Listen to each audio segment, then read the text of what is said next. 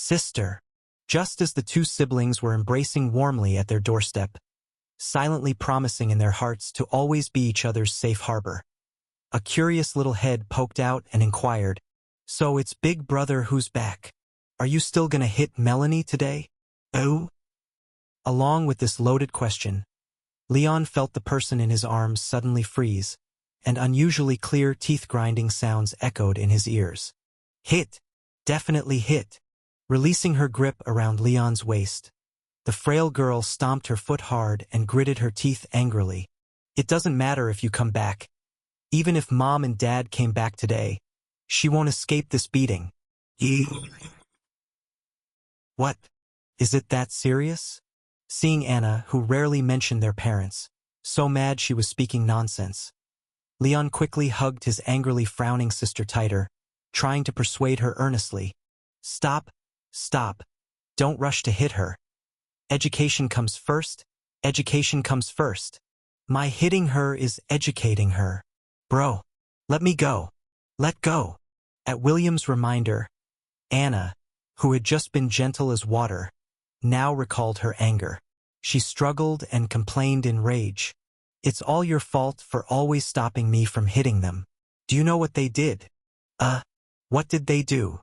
In just their first week at school, they rallied those noble kids to chase away the teacher and started some kind of class parliament. It's a class parliament. Correcting his sister's mistake, William seriously explained while buttoning his pants, "We're learning the kingdom's two-chamber system. Those from big noble families go to the upper house. Those who are super rich, particularly good at studying, or exceptionally good at fighting join the lower house. The upper house regularly drafts class regulations, but those need to be voted on by the lower house. Finally, the class president, elected by the lower house, announces the regulations and is responsible for negotiations with the principal and teachers. The model is very rigorous." Wow, it's a perfect replication of it. Are kids these days a bit too ferocious? When I was their age, I was still arguing with my desk partner about whether there were urinals in the girls' restroom. "How dare you still talk?" After hearing William's pseudo-adult correction, Anna in Leon's arms struggled even harder, shouting angrily as she did. "Melanie asked me for 2 packs of cookies, saying she wanted to share them with classmates, but she used the cookies I baked to get votes for herself, bribing the election to gain support and become the class president. Bro, do you know?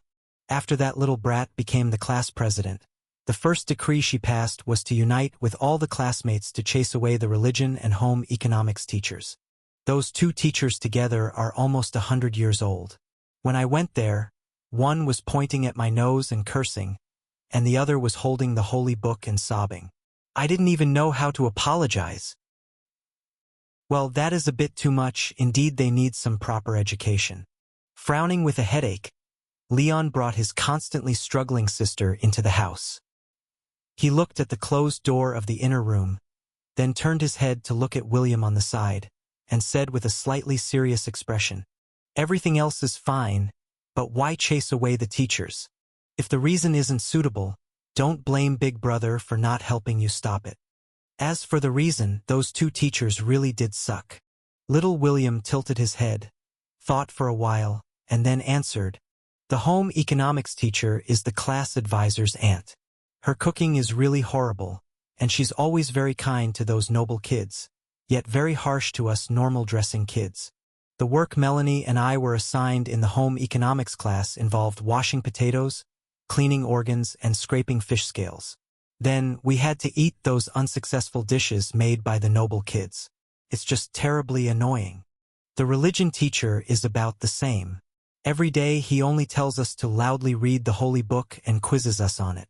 If we can't recite it, he hits our palms, calling us unfaithful little brats who should go to hell and be taken away by demons when we die. Melanie and I just transferred there a week ago, and we weren't familiar with the holy book like others. As a result, we always got our palms hit. Melanie couldn't stand it and found some tricky questions in the holy book to stump him. Then she asked him if he couldn't answer them. Did it mean he wasn't faithful and should get his palms hit, too?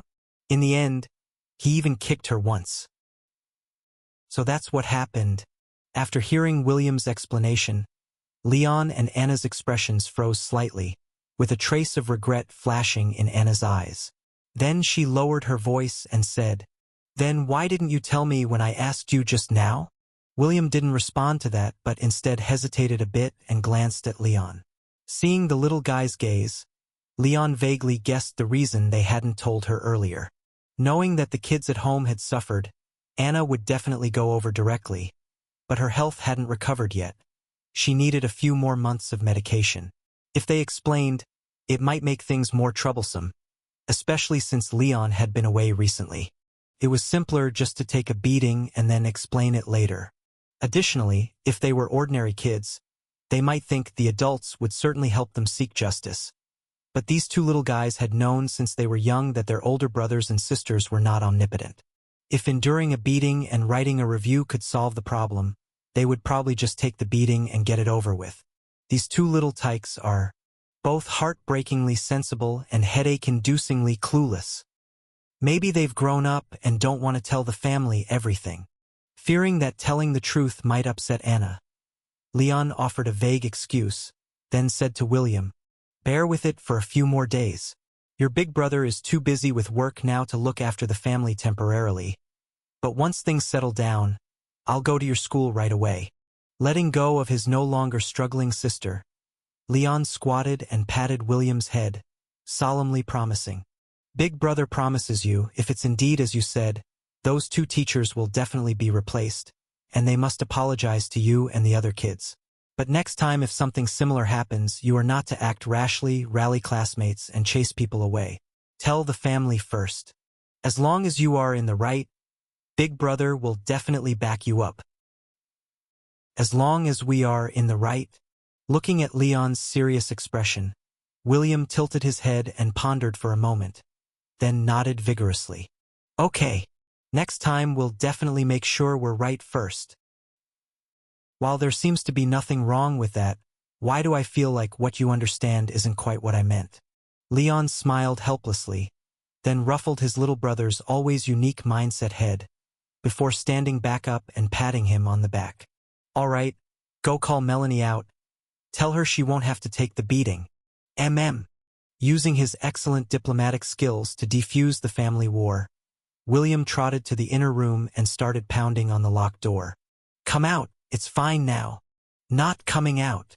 From inside the room came Melanie's wary voice after hearing the knocking. "You're surely trying to trick me into opening the door for another beating." "Forget it. I won't come out before dawn. If I come out now, I might get beaten for an hour, but if I can hide until school tomorrow, Sister Anna might only beat me for 10 minutes to avoid me being late. Get out." After banging on the door for ages to no avail, William became visibly impatient and shouted, "Big brother's back.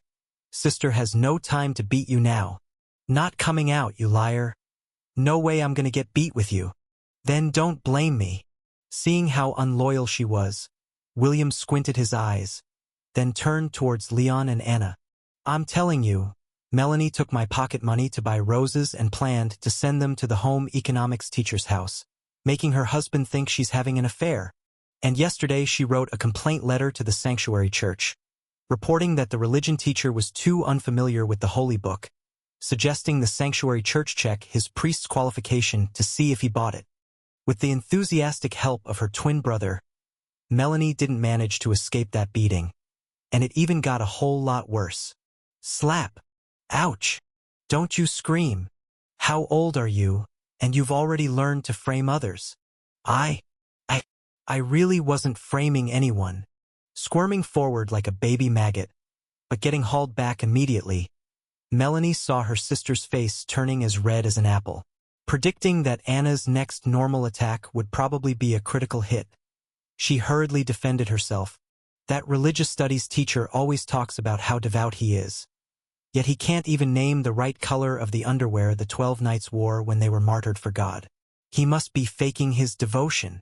Writing a letter to the church was a reasonable question. You still dare to say that? After 3 consecutive critical hits, the attack speed stacked up. Anna panted and yelled angrily, "How can the sacred texts contain such nonsense? You're just making things up." Sister Melanie wasn't lying this time. The Holy Canon actually mentions it. Hearing this, William took out the Holy Canon from his backpack, flipped through it, and then handed it over, his little face earnest as he explained. Look, here in this passage, there's an account from the 12 nights after being knighted. Our God is white, so we must follow white, wearing inner clean clothes and outer crimson robes. Therefore, the clothes the 12 knights wore day to day should all be white from the inside out. They only donned robes of other colors out of respect for the deity, but their underwear should still be white. Although this isn't directly stated in the sacred texts, if you're familiar enough with its provisions, you can actually guess it. So, did I punish wrongly again? Looking at William, who was defending his case confidently, Anna hesitated and lowered her voice slightly, biting her lip. But this isn't really an orthodox issue. Even if he couldn't answer that it's white, you can't just report him. That's not the case. The religious studies teacher did come up with an answer. William shook his head and said, although he was very angry, after flipping through the Holy Canon for a while, he said the 12 knights' underwear should be white. Then why did you still?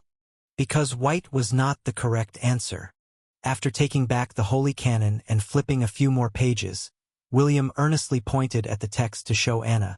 Melanie's question wasn't about what color the 12 knights usually wore, but rather the underwear color when they were martyred for God. According to the sacred texts, they first went through a 3-month trial in the large desert. They went to their martyrdom just after exiting the desert with no time to change or wash clothes. So their underwear, after 3 months without a change, should be yellow.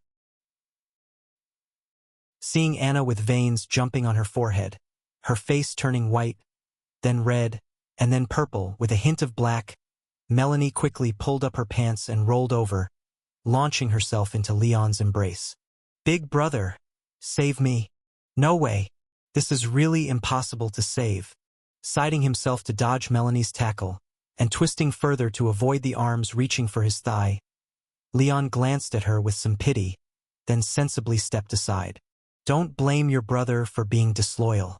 With how furious your sister looks, if I tried to save you, I fear she'd even want to spank my butt. Just sit it out honestly. After a chaotic pursuit, with chickens flying and dogs jumping, Leon glanced at the tearful Melanie, who was beaten until she cried for her father and mother. Judging that Anna's anger was probably half satisfied, he stopped her. All right, take a break. Look at you huffing and puffing. I'll still hit her even if I'm puffing.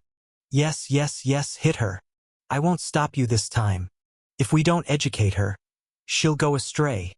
Following Anna's intent, Leon put on a stern face and angrily scolded Melanie a few times before reaching out to gently stroke Anna's back, helping her regulate her breath, and then softly requested, "But I'm a bit tight on time.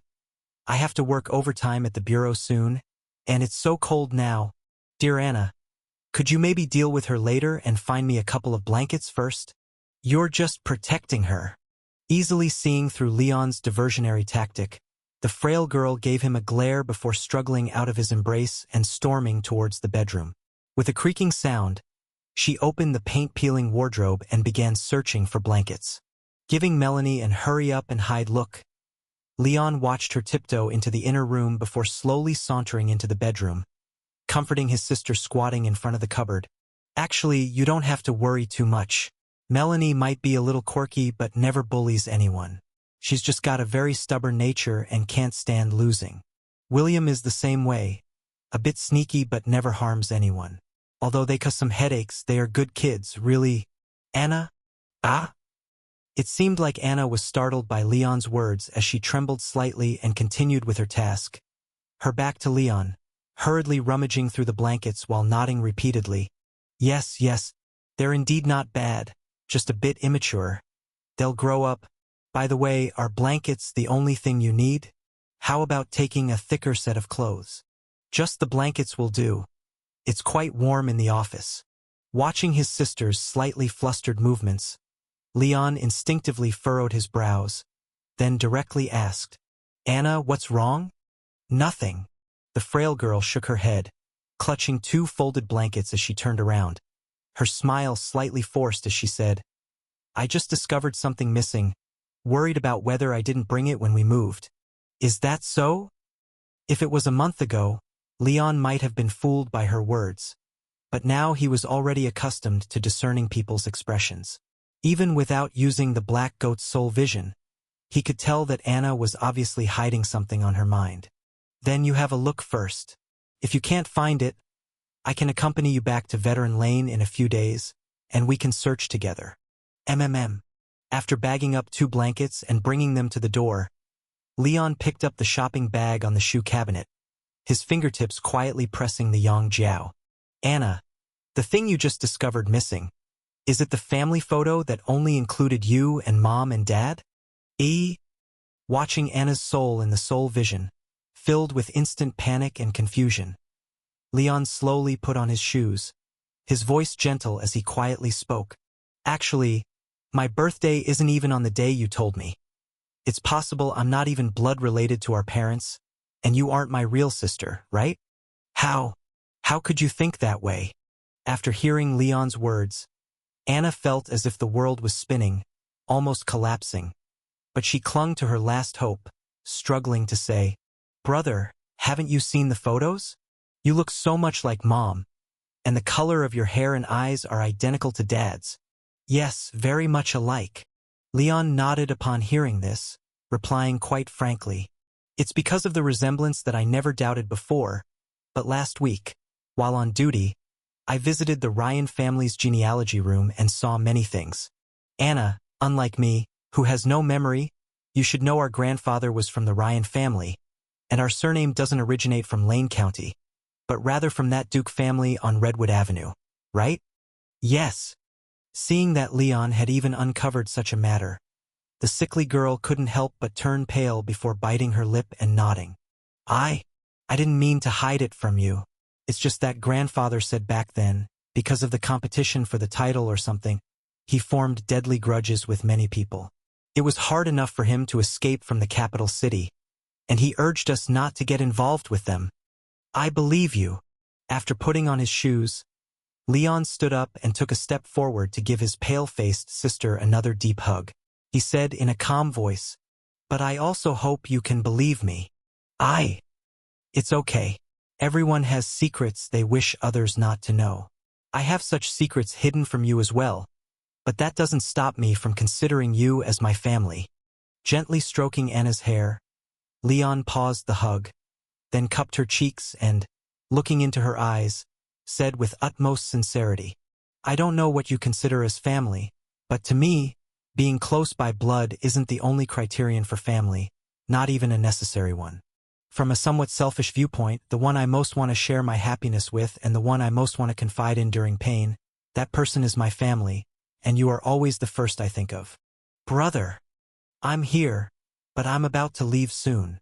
Looking at his sister, whose eyes had turned red, and whose nose even blushed, Leon smiled, affectionately pinched her red nose, then stepped back, picked up his belongings, and opened the door to depart.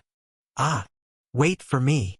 When Anna, still a bit at a loss, wiped away her tears and prepared to see him off, Leon suddenly turned back and asked, "By the way, just before I came in, what were you saying to me?" What? You told me that no matter when, if I ever feel tired, I should come home, and you'd always be waiting for me." Repeating Anna's words, Leon frowned with an unhappy expression and said, "You need to keep your word, regardless of whether we share blood or if I'm your natural brother. When I return, you can't drive me away." "Brother, you're really—" Wiping her eyes, the sickly girl, now smiling through tears, shook her head, somewhat reproachfully saying, "What strange words! How could I drive you away?" "Better not, but even if you did, I wouldn't leave." Nudging Anna's shoes inward and keeping her from seeing him off, Leon waved to her as if her heart knot had been untied, then carried a blanket and shopping bag downstairs. When Leon descended, Anna gently closed the door and quickly walked to the window, staring unblinkingly at his silhouette until he boarded a carriage and vanished around the corner with the sound of a whistle, only then reluctantly withdrawing her gaze. Maybe The situation I fear most would never happen? Even if he knows what I did, my brother might not necessarily. Asterisk. Knock, Kayan knock. Just then, a somewhat heavy knocking startled Anna, who collected herself and walked over, asking through the door, "Who's outside?" As for me, you could say I'm your friend. Lightly tapping the lock's location, with a crisp sound as the lock cylinder automatically turned, a man in a black robe, wearing a wide-brimmed hat that obscured most of his face, entered the room. He nodded at the shocked Anna, greeting her with a voice that was both cold and hard. "It's been almost 6 years, Miss Anna. How have you been lately?" 6 years? Upon hearing the keyword and looking at the man with thin, long eyes and a face that seemed to be in a perpetual sad expression even while attempting to smile, Anna immediately realized. You're that person from the photography studio." "Yes, it's me." Removing his hat and placing it before his chest, he gave a gentleman's bow. The naturally sad-faced man politely and coolly apologized. "Sorry to intrude. I intended nothing more with this visit than to see how you've been. Please, was the person who just left the family member you chose for yourself?" Upon hearing his words, Anna couldn't help but turn extremely pale, then tightly bit her lip and nodded stiffly. "Yes, husband. It's my brother. My apologies." With little sincerity, he briefly apologized, and the similarly stiff-faced man continued to inquire, "I'm sorry for overhearing some of your conversation. It seems you all got along well over the years, so you should be content with what I gave you, correct?"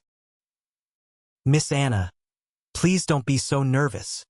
Observing Anna's increasingly pale complexion, the man's icy voice carried a hint of helplessness. "My visit this time really holds no malice, merely wishing to see what became of that item. My somewhat intrusive unlocking was only due to fear that you might not wish to open the door." Having clarified his intentions, seemingly to reassure her, the man retreated a few steps back to the door, where he extended his palm to Anna, respectfully asking, "If possible, could you kindly take out the item I gave you for me to check briefly?" Seeing that he genuinely harbored no ill intentions, Anna couldn't help but quietly breathe a sigh of relief, then shook her head forcefully, her expression apologetic as she said, "I could have originally, but just now I found that I seem to have lost that photo." "Oh? Lost? How could it be lost?" For such a promising high-numbered experimental subject, I placed more than one following command on it. Even if torn, crumpled, or burnt to ashes, it should reappear beside you. When faced with the unexpected answer, the man in the black robe felt slightly bewildered. Staring into Anna's eyes, seemingly using some method to confirm she wasn't lying, the man squinted, his tone rather helpless. "There's no helping it then. How about this? Seeing as it's already lost, could you trouble yourself to tell me about the past few years? Talk about what's happened over the years?" Although she extremely didn't want to answer that question, after glancing back at her sibling's room, Anna couldn't help but bite her lip and then nod with some difficulty. "Okay, where should I start?" "Start from when you got the object," the man in the black robe said calmly. 6 years ago, after your parents passed away, I came over to deliver the washed photos and discovered that you had a certain potential. Then I gave you a little help. May I ask what happened after that?" "What happened after that?" Upon hearing this, Anna once again bit her lip, her face turning somewhat pale, and said, "After that, I indeed, just like you said, regained a family, but it wasn't the kind I wanted." "Oh." The man in the black robe raised his eyebrows with interest, then asked, "Can you elaborate?" "It's like, when I spoke to that photo, wanting my family back, it wasn't my parents who appeared in the house, but a boy around my age." Recalling the situation back then, Anna said, her eyes full of complexity, "When he saw me, he claimed he was my brother. I thought I had met a madman and was startled, frantically pushing him out the door, then continued talking to the photo you gave me. What I said was that I wanted my parents back, to have a family again, but once again they didn't appear. Instead, What came was a pair of swaddled babies. I see. It seems that back then, you didn't fully believe my words.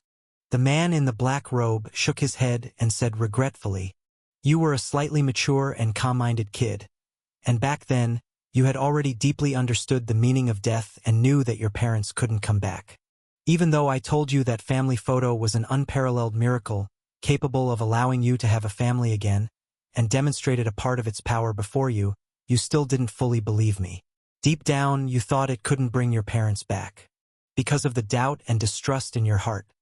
The seed I left in that photo didn't hatch towards summoning your parents back, but ventured into an unknown new direction, causing the abnormal, causing deviations in the effect. What a pity." Upon hearing the words of the man in the black robe, Anna felt a wave of dizziness. A cold rush of something gut-wrenching suddenly hit her heart. So, if I had believed it enough back then, could I really have brought them back? Sorry, it's also impossible. The man in the black robe shook his head again and said, "The boundary between life and death isn't entirely irreversible, but the conditions needed are unimaginably harsh. Making someone undead isn't hard, but bringing the dead back to life is astonishingly difficult. Although your talent is very outstanding, it was still not enough to break the barrier between life and death. However, if you had believed me enough, you might have summoned the remnants left by your parents or created 2 puppets like them. Then, wouldn't that still be fake? It's fake, indeed, but back then you were not even 10 years old. Even if they were just 2 empty puppets with the look of your parents, it would fulfill your wish, so I did not lie to you." After answering Anna's question without changing his expression, the man in the black robe, noticing that the test subject seemed to have some trouble, his demeanor visibly became indifferent. Looking towards the inner room, glancing through the wall at the 2 children inside, the man in the black robe slightly wrinkled his eyebrows and said with some dissatisfaction, "It seems not only is your brother unrelated to you, but the remaining 2 also have no blood relation with you, and they aren't fake creations either. They're entirely real humans. So you received a seed with a number within 10, and what finally germinated simply found a few children resembling your parents and forcibly wiped away their past, stealing their original lives, letting them play house with you. I didn't want this. I never thought of doing such a thing." Hearing the accusation from the man in the black robe, the deepest guilt buried in Anna's heart was torn apart. Her face turned pale as if all blood instantly drained from it. "After discovering something wrong with that object, I immediately tore it apart and took my brother and Melanie to find the police, wanting to help them return to their original home. But everyone's memories seemed to have been altered." Holding the door frame to support her dizzy self from collapsing, Anna bit her pale lips, trying hard to explain. "After the police talked to the neighbors, they said our family indeed consisted of 4 children. The municipal staff looked through the files and said they indeed are my siblings. Our home even had items for infants, and even in past photos there were the other 3 children. I didn't intend to steal someone else's family. I really tried explaining it, but no one believed me. They all thought I went mad due to excessive grief from my parents' death in battle, and I couldn't find their original family either. So, municipal files, neighbor memories, traces of life, were all of them completely altered?" Upon hearing this, the man in the black robe slightly relaxed his tightly furrowed eyebrows. Although the result apparently deviated from what he initially envisioned for the anomalous object, the ability to directly intervene in the essence of existence itself, forcefully altering someone's life, meant its hierarchy was extremely high. It wasn't a waste to use the strength of seed number 7. However, although the test subject's hierarchy was up to standard, the ability wasn't what he wanted, and that moment was not far off, leaving at most a year. If he couldn't create the corresponding anomalous object within a year, even if he succeeded in handling the Scarlet Hair Lady of the Virgo Bureau, and destroyed what was sealed on the top floor of the Virgo Bureau, it would all end up in vain. Forget it. Thinking of this, the slightly disinterested man in the black robe shook his head, then politely yet coldly said to Anna after putting his hat back on, "I have no more questions to ask. Sorry for disturbing you today. Oh, and since you lost the object I gave you, if I retrieve it later, You shouldn't have any objections, right? I. Hearing the man in the black robe, even knowing he had an irresistible power, the frail girl summoned her courage, grasped the door frame and asked, "If you take the object, then what about Leon and Melanie?" Naturally, they will return to their original home, and their memories from these years will be erased. No one but you will know what happened. Watching Anna slump to the ground with a thud, her eyes instantly losing all luster, appearing to transform into a fragile shell of a human being, the man in the black robe, whose cold and rigid face finally broke into a sincere smile.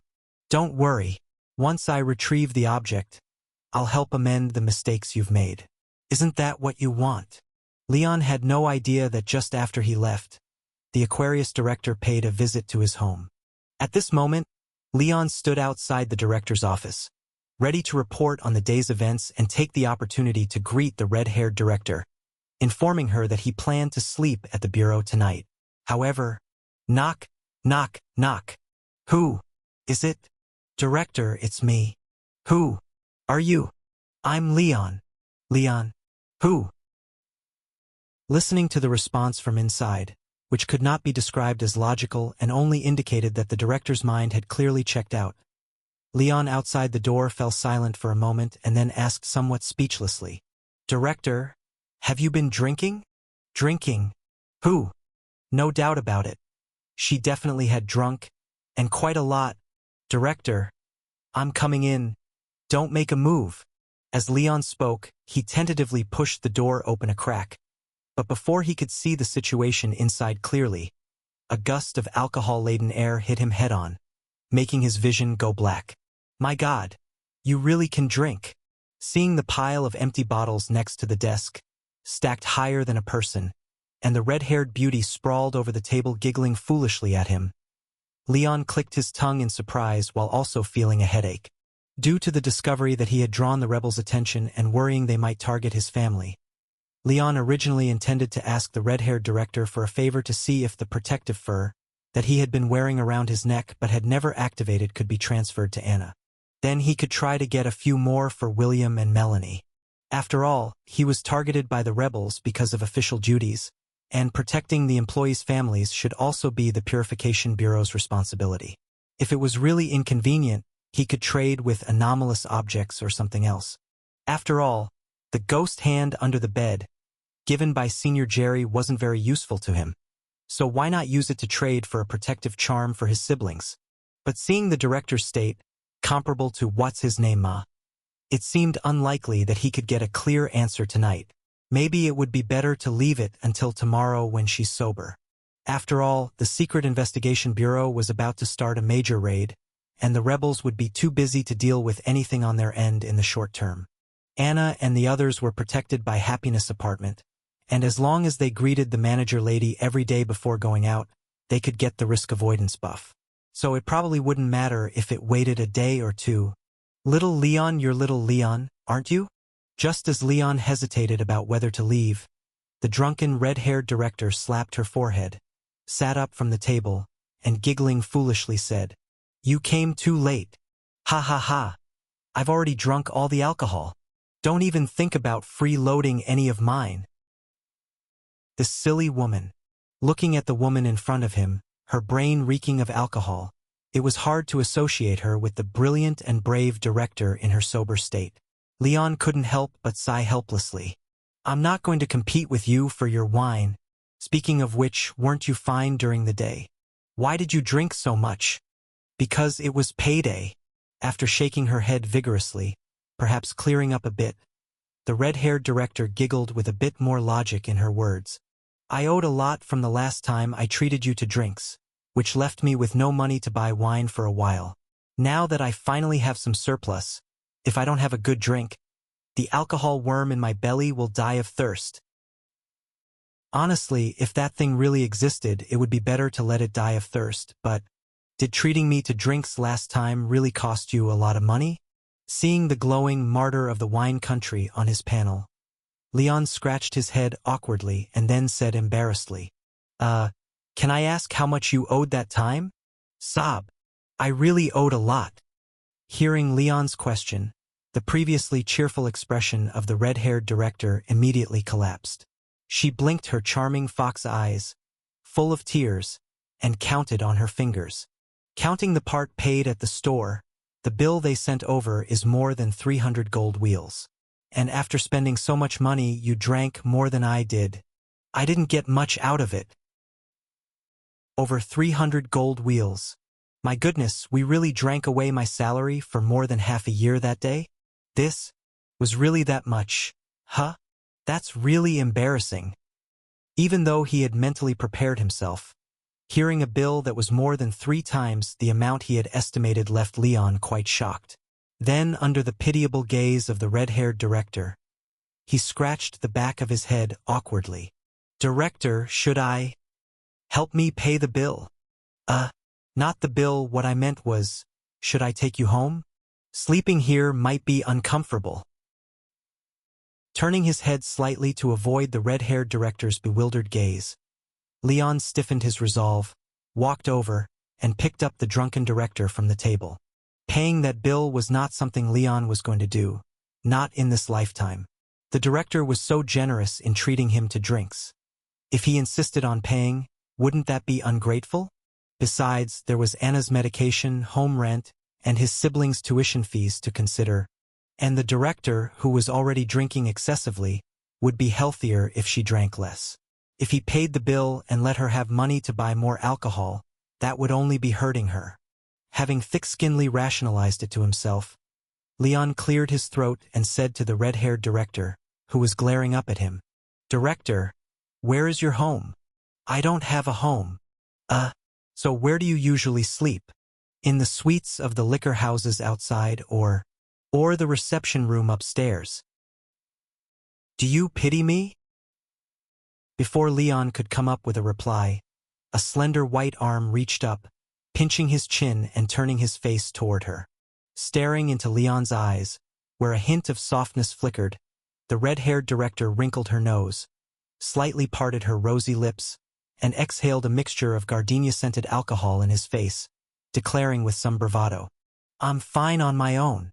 No pity for me. I'm not to be pitied. Aha! Do you not believe me? Seemingly thinking her director's dignity was being challenged, the red-haired director stiffened her neck and glared at Leon fiercely, while playfully hooking her foot to deliver a light kick at him. I'm very strong. Whether it's betrayal, hostility, or being cast aside, I never cried. Even when everyone in the bureau left, I was never afraid of being alone. I'm not afraid. How unfamiliar. Was she really the same director from the daytime? Seeing the little woman shrinking into his embrace, clutching his sleeve, despite proclaiming she's not afraid, Leon hesitated briefly before proposing. Director, you should rest. How about I take you upstairs first? I don't want to go. Upon hearing Leon's suggestion, the red-haired director suddenly gripped his lapels tightly, tearfully replying, There are so many people upstairs yelling at me. I don't dare go up while I'm awake. So many people yelling at you upstairs? Leon was slightly stunned by this, then curiously replied, Isn't upstairs empty, with never anyone there? They're always there. Seeing that little Leon didn't seem to believe her, the red-haired director pouted and argued, I've counted carefully. From the 5th floor to the top, there are 12,960,000 people yelling at me. They've never stopped for so many years. If you don't believe it, listen. 129 million people are cursing you. How is that possible? When Leon saw the stubborn expression on the red-haired director's face, he actually somewhat believed it at first. Although the director was prone to lying when sober, surely she couldn't be subconsciously messing with him when she was this drunk, right? However, Leon's trust lasted barely a second before he extinguished it himself. The Purification Bureau's building was quite large, but compared to nearly 130 million humans, it still seemed overly small.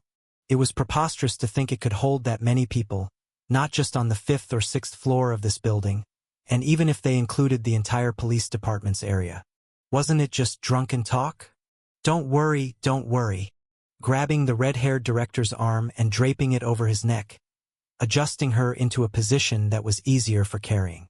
As he carried her upstairs, he coaxed along, saying, "I'm very good at cursing. If those people curse you, I'll curse them back for you." "You're lying. You're so honest. How could you possibly curse anyone?" "I'm not lying to you." "If you're not lying, then why won't you look into my eyes? Are you afraid I'll see through your lies?" "Look at me. I don't trust what comes out of your mouth. You enjoy lying. I only trust what your eyes say." "So in your eyes, am I honest or not?"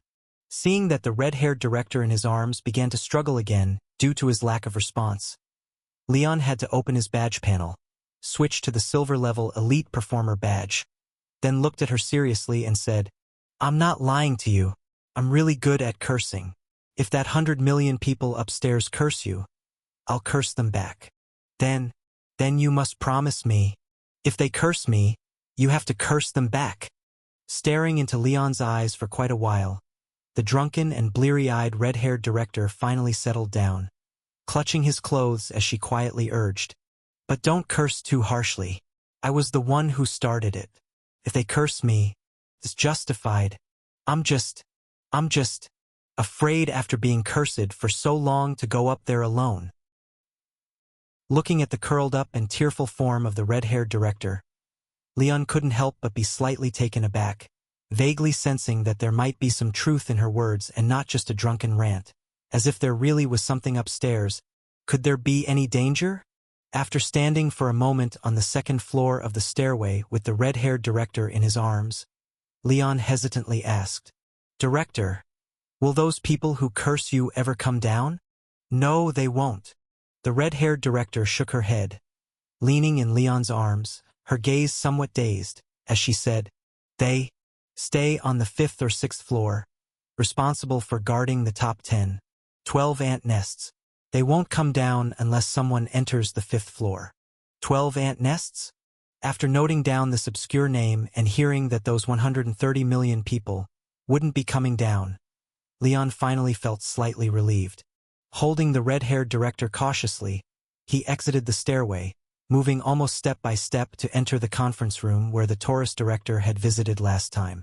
After placing the red-haired director on the sofa in the conference room, Leon rummaged through the chaotic room, finding a thick cashmere blanket beneath a pile of empty bottles in the corner, covering her with it. Then, picking a sofa cushion from the floor, he brushed off the dust, lifted the red-haired director's head, and placed it under. Few finally took good care of her. Looking at the red-haired director lying obediently on the sofa cushion without moving, her eyes continually following him, Leon couldn't help but let out a sigh. One ordinary drunk is troublesome enough, but an incredibly strong and full of secrets drunk is twice the hassle. Thankfully, everything ended smoothly. He finally managed to settle her down, which at least repaid a bit of a favor. "It's late. You should get some rest soon. I'm going downstairs to sleep." After greeting the increasingly drowsy-eyed red-haired director, Leon crouched down to tuck in her blanket before turning to leave. However, just as he reached the door, he felt a sudden shift in sight. His whole body rose into the air, pulled back to his original spot by a mysterious force. "Knew you were lying to me." Undoing the button on Leon's collar, using her pinky to tug the hair tied around his neck, the woman with a blush of drunkenness on her cheeks smiled smugly. She slightly pulled the hair tied around Leon's neck, bringing his face closer, and slyly blinked her tipsy fox eyes at him. "You promised to help curse them, but as soon as I'm in bed, you want to run? Dream on." What a pain. Should have given her 2 more bottles, knocking her out before bringing her up. Glancing at the red hair hooked around his neck, knowing he probably couldn't break free, Leon could only helplessly continue coaxing. "It's not that I want to deceive you. It's just too late now, and you're this drunk. I can't just sleep beside you, can I?" "Why not?" After shifting into the large sofa to create space adequate for someone to lie sideways, the red-haired director pulled Leon onto the sofa, smiling as she said, "It's just lying beside me. Nothing's really going to happen. What are you afraid of?" Come on, lie down. Ignoring Leon's resistance, she pulled him down, forcibly pinning him on the sofa, and wrapped her arms around his waist. Burrowing her head into Leon's chest, her voice was somewhat muffled as she said, "Sleep, sleep. I'm really sleepy." Sleeping here is fine. There's another sofa over there. I can move it over." "No need. This sofa is wide enough." "Wide it is, but I turn over a lot in my sleep. What if I fall? I'll hold on to you." "This is going to kill me." Feeling a leg suddenly draped over him and their positions so entwined that he couldn't tell who was in whose arms, Leon's scalp tingled. It's not that he rejected this sort of thing, but the combat prowess of the one in his arms was just too overwhelming. As a normal man, when he was initially dragged down, Leon inevitably had a hint of romantic thoughts. However, when the red-haired director started hugging his waist, he clearly heard a crackling sound from his spinal misalignment. So, the killing here wasn't metaphorical. It was a real threat to his life. The fleeting, romantic notions that just appeared had now flown straight out of his mind under this solid bear hug of sorts. At this moment, Leon had no other thoughts except to escape from the red-haired director's embrace quickly, fearing she might really choke him to death in her drunken state. Director. Damn it, loosen up a bit." After pushing hard twice without success, and hearing the cracking sound of his bones instead, Leon gritted his teeth.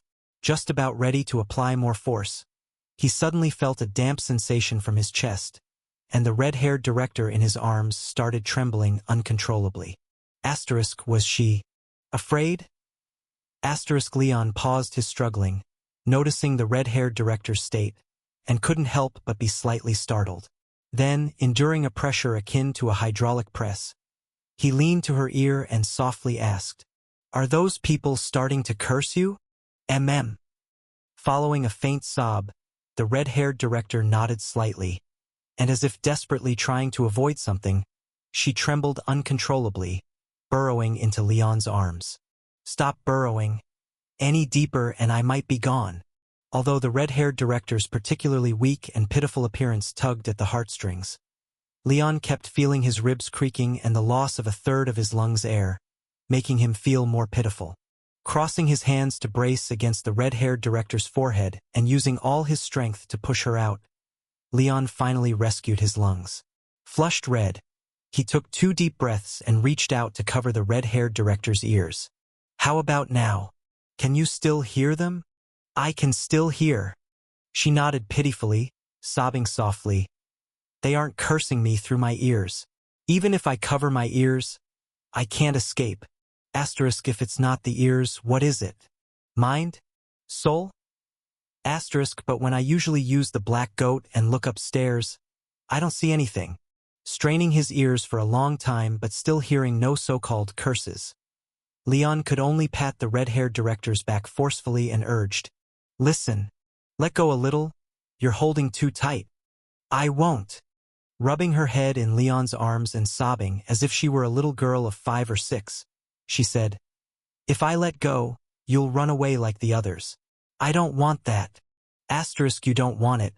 But I can't afford not to. If you keep squeezing like this, I won't be able to run away, but my soul might leave first. Feeling the iron grip tightening on his back, Leon couldn't help but slap her back harder, trying to coax her. "I won't run. I definitely won't run. And not only won't I run, I'll help you curse them." "Ray, really? Really, you can trust my eyes?" "Then, let me see." After rubbing against Leon's chest twice, she looked up with teary eyes, half believing, and finally relaxed her arms, gripping Leon's chest again, saying miserably, "Actually, you don't have to curse them. Just don't run away and leave me to be cursed alone." Yeah, I won't run. I surely won't run. If I get caught and held again, I might really be gone. Merely thinking of trying to leave almost resulted in getting choked to death. Leon barely coaxed her to release her grip, and naturally, he dared not make any reckless moves. To prevent her from getting agitated by the cursing, and reaching out with a deadly hug, Leon pondered a moment, then chose to grasp the red-haired director's shoulders, turning her sideways bit by bit. Once they switched from face to face, hugging to a position where she was nearly back to back. Leon clenched his teeth and exerted all his strength, reversing the hug to pin her deadly arms down tightly. I mustn't release my grip before she sobers up. If I get hugged up front again, my bones will surely snap. Leon, you're so good. Unable to see Leon's gritting expression while being embraced warmly and securely, the tear-streaked red-haired director snuggled into his embrace and regretfully whispered, "When Emma was still living at the office, she would sometimes hug me to sleep. But after drinking too much one night and being hugged back all night, she refused to let me hug her again and moved back to Redwood Street the next day." So the last victim was actually Senior Emma? Hearing the red-haired director's words, Leon, in stark pain and tears welling, couldn't help but shiver and hugged tighter. I mustn't release. Absolutely mustn't release. Even Senior Emma, with her undying body, couldn't withstand a night of hugging from the director. I don't have the undying body as a backup. If she turns and gets me in a hug, I could really be done for. And that damned black goat had the nerve to say my luck was fine. Just seeing the director drunk and trying to help her to rest turned into a life-or-death crisis, nearly being strangled to death. This luck is supposed to be fine. By the way, Leon, just as Leon was desperately praying for her to fall asleep quickly and surely not roll over in her sleep, gaining the hug seemed to calm the red-haired director. She no longer trembled uncontrollably but leaned against him, speaking softly again. "Do you want to know what's really upstairs?" Hearing her question, Leon was momentarily startled and then reminded her, "Director, although I don't know what's upstairs, according to confidentiality regulations, whatever the director of the Zodiac branch office is guarding should be confidential to Level 3 incident handlers." "It's okay." The red-haired director shook her head, replying, "Unlike other anomalous objects of the same level, that thing's existence isn't a secret. Not only do branch directors know about it, but many Level 1 and Level 2 veteran employees know about it, and they even know it's in my hands. Though the threat level is very high, like with the Watcher's Palace, it has been categorized as public secret knowledge. Even if I tell you, it doesn't constitute a violation. You can listen without worry." It seems. The director's speech suddenly became much more coherent. Did she become sober after some fussing? Sensing something was off, Leon pondered for a moment, realizing the red-haired director wasn't genuinely trying to enlighten him but needed someone to talk to. He gently relaxed his grip and nodded. "Then go ahead. I'm quite curious." "All right, hold me tighter again, and I'll tell you." Seemingly craving the warmth behind her, she snuggled back into Leon's embrace. With the alcohol redness largely faded from her cheeks, the red-haired director closed her eyes, curled up slightly, and softly said, "What's placed on the top floor is an anomalous object with the ID 004. As for the 1,296,000,000 people, always cursing me, combined they form another anomalous object with the ID 013, both currently mine." "ID 004? 013? The ID I'm talking about was assigned by the Central Office's scholars before you proposed the Leon value, artificially ranking anomalous objects by factors such as user, past performance, effect intensity, range, cost to use, and other impacts." Seemingly aware Leon would question the numbers, the red-haired director continued softly, explaining with her eyes closed. "Typically, the closer an anomalous object's assigned number is to the front, the more terrifying its effect when pushed to the limit. Like your Holy Spirit pendant, if pushed to limits, should rank within the top 150. And if you assemble all 7 parts of that goat with your super high affinity, it should have a chance to squeeze into the top 100 when you use it. The black goat. That guy brags about being invincible under true God, and it only ranks in the top 100? And only with the enhancement from the gold level badge do I have a chance to squeeze in.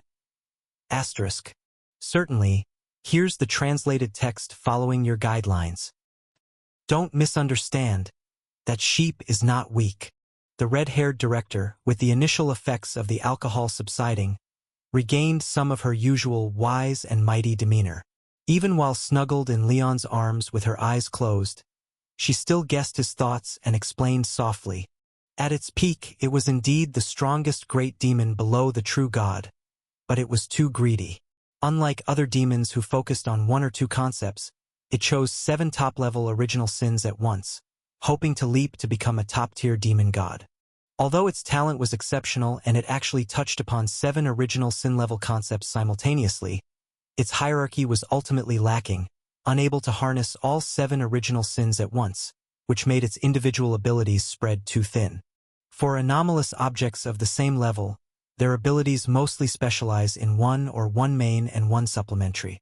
Its 7 concepts had almost the same intensity, so it's normal that its upper limit couldn't compare with others.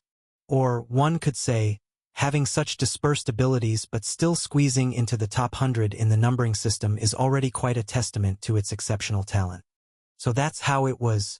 After recalling the situation with the black goat, a realization flashed through Leon's eyes, but he quickly shook his head. But it's still in the top 100. A higher ranking surely implies a higher difficulty. Director, you have the number 004 and 013, even if I gather all the gather all the black goat's parts, it's far from comparable. Hearing Leon's words, the red-haired director couldn't help but open her eyes and give him a brief glance back. Exactly, an anomalous object barely in the top 100 can't compare to number 004, the 12 ant nests, or number 013, the slaughter blood hare. But if it were anyone else, would they think of comparing with me first? Not necessarily incomparable. Without exposing Leon's inadvertently revealed ambition, she snuggled into the warm embrace behind her, then closed her eyes again, narrating in a serene tone, the numbers of anomalous objects can change. That number 013 anomalous object was originally numbered 116. After it fell into my hands and went through some events, it transformed into the 013 anomalous object. 116 became 013? Such significant progress. Hearing the red-haired director's words, Leon couldn't help but raise an eyebrow, full of curiosity as he asked, "You actually skipped over 100 ranks. Director, what did you do?" "What did I do?" The red-haired director shook her head at Leon's question, didn't answer, and instead slightly turned over. She reached into Leon's collar, untied the hair fastened around his neck, and pinched the end of that red hair, lightly touching Leon's fingertip. Name: Slaughter Blood Hare, 941026. Slaughter, Crimson. Appearance: a strand of bright red hair. If finely kneaded with the soul, it emanates a faint scent of blood, along with the vengeful curse and insults of an old man. Ability: Slaughter Proliferation, Crimson Domain.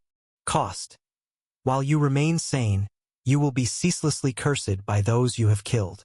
File: after the failed descent of the Crimson Lord, the previous Taurus director collected its remnants and crafted this growth-type anomalous object. For each human killed by the bearer, a new controllable strand of blood hair is added. Due to the harsh growth conditions, even after 2 generations of bearers, totaling 130 years of nurturing, the number of slaughter blood hair barely exceeded 10,000. The effect it exhibited was not proportional to the precious materials consumed, and it was once considered a complete failure.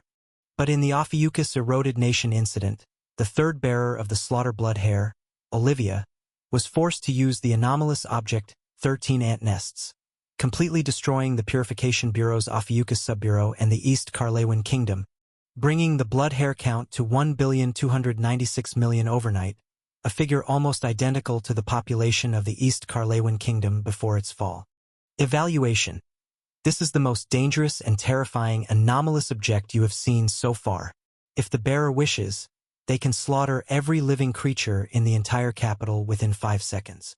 Contamination value: indeterminate, increases with the number of activated blood hair. 1,296,000,000 people. It seems you already know the answer. Feeling Leon's body suddenly stiffen and his arms unconsciously loosen, The red-haired director sighed softly, then gently pushed away Leon's arms, leaving behind the long-lost warm embrace. She sat up from the sofa, speaking calmly. "Do you want to leave the Virgo Bureau?" Gazing into Leon's eyes, which were filled with unparalleled shock, the red-haired director, her cheeks still slightly flushed with alcohol, gently suggested, "If you want to work somewhere else, Beverly, the director of the Lion Subbureau, is quite familiar with me and very interested in your abilities. I can recommend you there, ensuring similar treatment as here. She, except for liking snacks too much, doesn't have anything too outrageous in her past, and is an undeniably good person. You should be able to do well over there." "Director," interrupting the red-haired director, Leon hesitantly inquired, "is the 13 ant nests, that number 004 anomalous object? What is the relationship between the East Carlewin Kingdom and the Northern Carlewin Kingdom?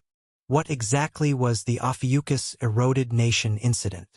Regarding these, after staring at Leon for a moment, the red-haired director's lips moved slightly. Then she turned her head slightly and explained in sequence. 13 ant nests. After the disappearance of the East Carlewin Kingdom, it should now be called the 12 ant nests, corresponding to the 12 kingdoms that remain. I shouldn't need to tell you its ability for you to guess. As for the East Carlewin Kingdom, the current Carlewin Kingdom, which was previously called the Western Carlewin Kingdom, is separated by a river from the ruins of the original East Carlewin Kingdom, and the Ophiuchus Eroded Nation refers to a rebellion initiated by the Ophiuchus Subbureau of the East Carlewin Kingdom. The director of the Ophiuchus Subbureau attempted to sacrifice the entire East Carlewin Kingdom to ascend to godhood and transform half of the world into his divine country. As this outcome was unacceptable, the 12 directors conducted 9 rounds of voting. Finally, with 4 abstentions and 8 approvals, they decided to use the 13 ant nests to preemptively destroy the East Carlewin Kingdom and forcibly thwart his plan. I was the executor in charge of taking action.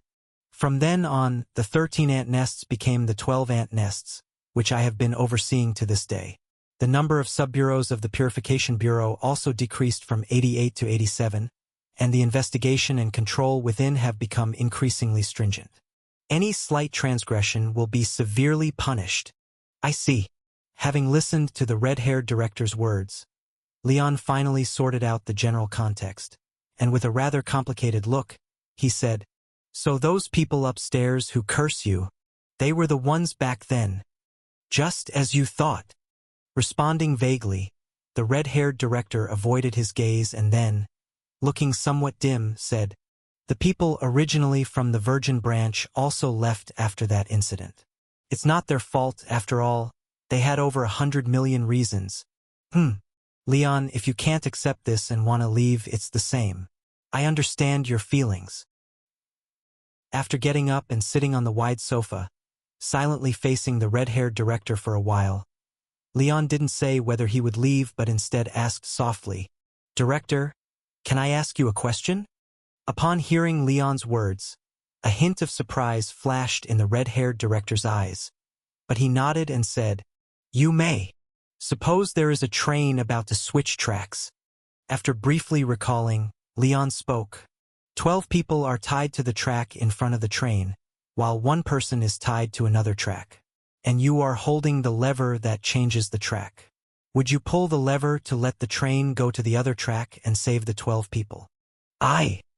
Subconsciously clenching his fists, the red-haired director did not immediately answer this question but instead bit his lip and asked in return, "Are you talking about my situation? But these 2 situations aren't the same. So would you pull the lever to let it crash into the person who otherwise wouldn't die, or leave it alone to let the train crash into those 12 people?" Leon persisted in asking. I don't know." "Of course you don't know." Leon nodded and kindly said, "Because you're not really the one pulling the lever. The directors who voted are. You're just the lever they gripped." "Thank you for your comfort." Noticing Leon's apparent attempt to console him, the red-haired director barely managed a smile before dimly saying, "But these 2 matters are genuinely not the same. I'm not just a puppet following orders.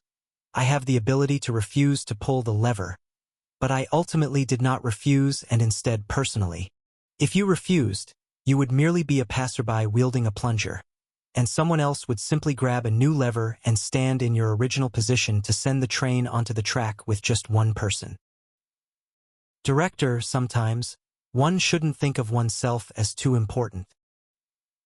After waiting for a while and noting that the red-haired director still kept his lips tightly sealed in silence, Leon shook his head and said, "I'm not going to tell you that your choice was right or that those sacrificed would have died sooner or later, and it's better they died by your hand to save others. Because if I were one of the East Carlewin Kingdom's people, I would curse you just as harshly as those upstairs are, and probably harder, and even curse the entire Purification Bureau while hoping you get run over by a carriage tomorrow and rolled over 7 or 8 times on the spot. But now, since I was one of the 12 tied to the original track, who was genuinely saved by your choice, I don't have the right to curse you. Including those who left the Bureau, they could choose to leave you, but they had no right to blame you. You really are. Others have comforted me before, but no one quite said it like you." With an odd expression, the red-haired director shook his head and looked at Leon, who appeared physically weak but seemed stronger inside somehow, and couldn't help but ask him, "If it were you, what would you do? Would you let the train keep running toward the 12 people tied on the tracks?" "I would first try to find the one who tied them and push his head into the train's boiler." "You really? How can you cheat like that?" "I'm not cheating. That's truly what I think." Leon shook his head, meeting the red-haired director's slightly playful gaze with a serious look. He replied, "Director, I am a person who lacks a sense of security. I confess that ever since I learned the truth about this world, I have longed for power very, very much, and the main reason I pursue power is so that when faced with such dilemmas, I have the ability to eliminate that scoundrel tying the people and avoid facing such eternally unsolvable decisions. Then, what if you've done everything in your power but still encounter such problems? In that case..." Upon hearing this, Leon hesitated a bit, then took something out from his coat and showed it to the red-haired director. "Depending on which side my family is tied to, I would steer the train to the other side and then humbly endure the curse of 100 million people and drink the way you do every day to fend off the painful clarity of being cursed." Looking at the small flask in Leon's hand, the red-haired director couldn't help but shake his head speechlessly and said, half amusedly, "Isn't that just the same as me? You really..." "It is indeed the same."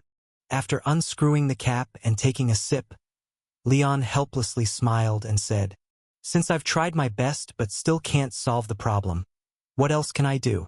Escape might be shameful, but it's very useful, right?" "Yes, it's indeed very useful."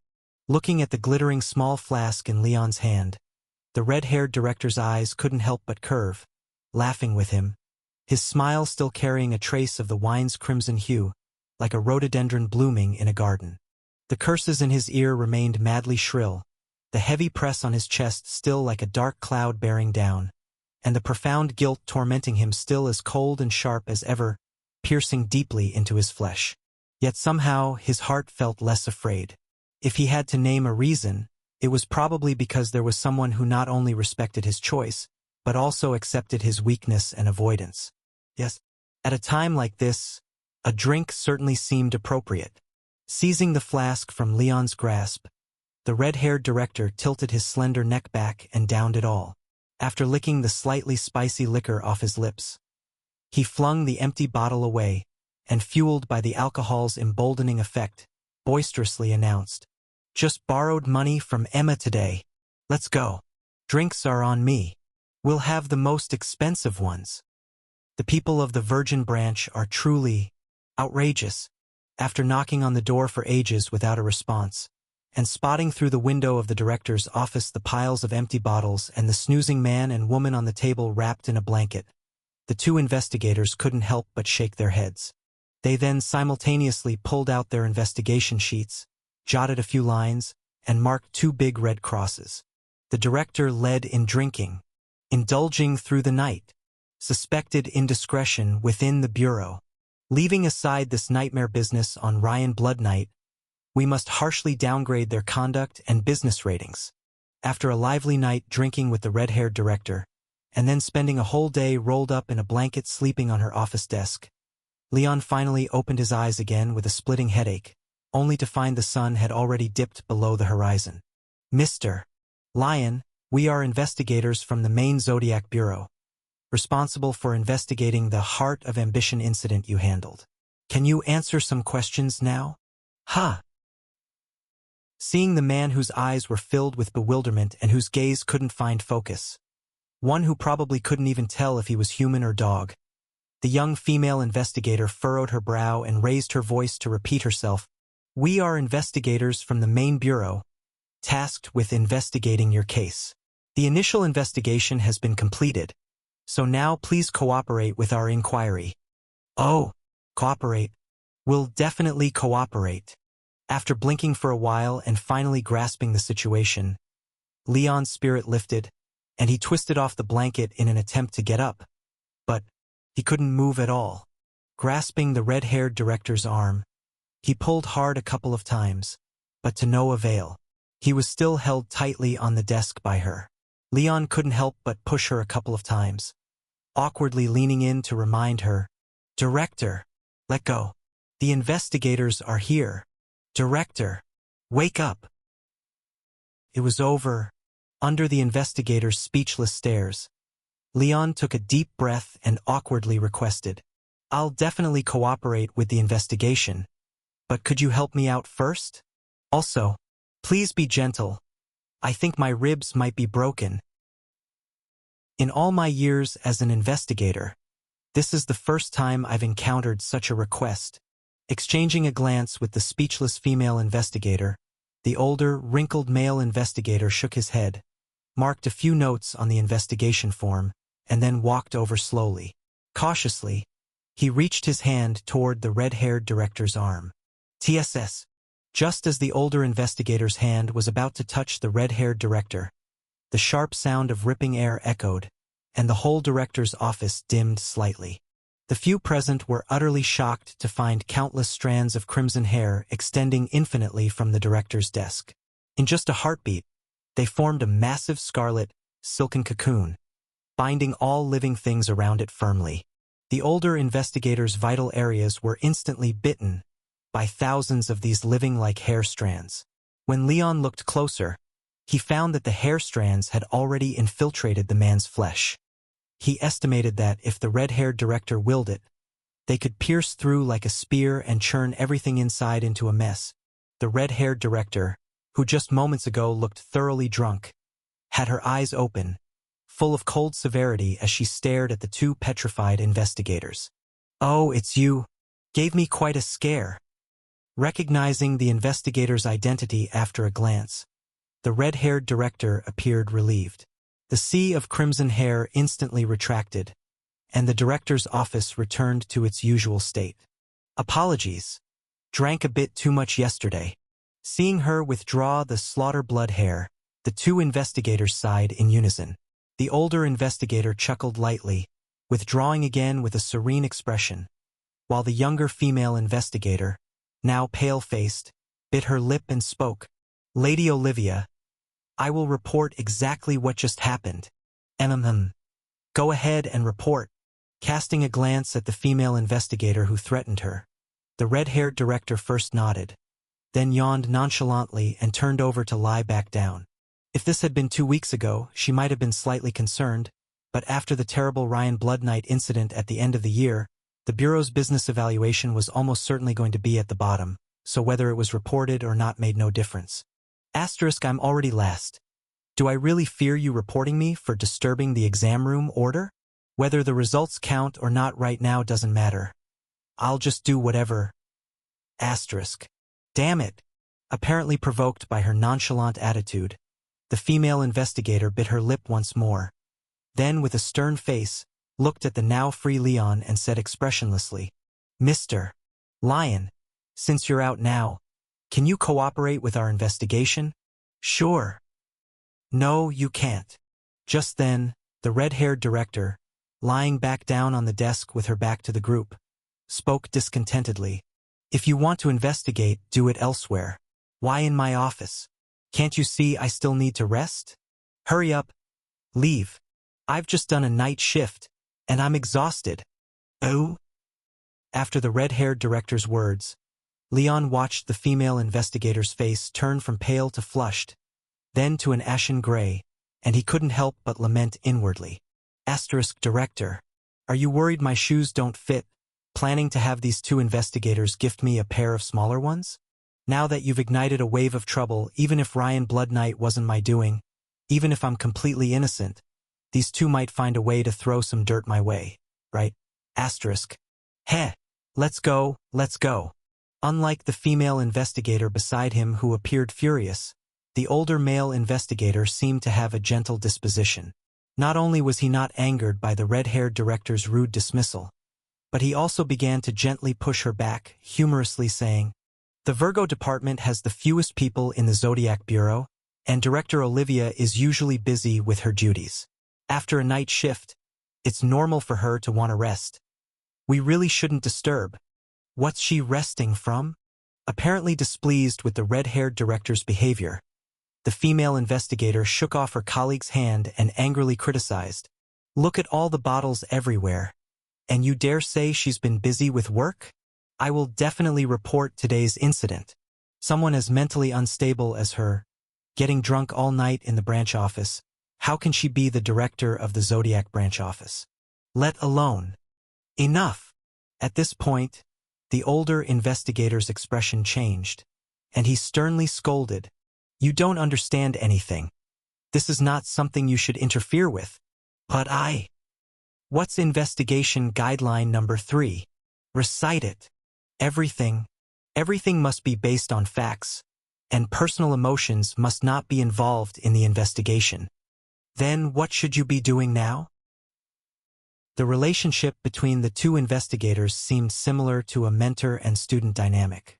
After the reprimand, the young female investigator took a deep breath, bit her lip once more, and gave a deep bow toward the red-haired director on the desk, then turned and quickly left the room. Likewise, after bowing to the red-haired director, the older investigator kindly said to Leon, "Mr. Lyon, since Lady Olivia needs to rest, let's go to your office. Also, please don't worry too much. This is just a routine inquiry." "All right." Seeing at least one of the two investigators hadn't been aggravated by the director, Leon let out a sigh of relief, and he got up to follow the older investigator out of the director's office. After leaving the office, just as Leon was about to start some small talk to ease the slightly tense atmosphere, he suddenly felt a slight itch on his chest.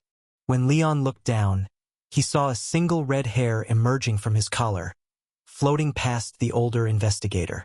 It twisted twice behind the investigator's blind spot before forming into a shape resembling an exclamation mark, quietly attaching itself to the old investigator's back. Was this a warning to be cautious of him? After receiving the reminder from the red-haired director, Leon couldn't help but stiffen. Unlike last night's drunken limited edition, the director was now sober and had returned to her normal state. In this state, she was quite reliable.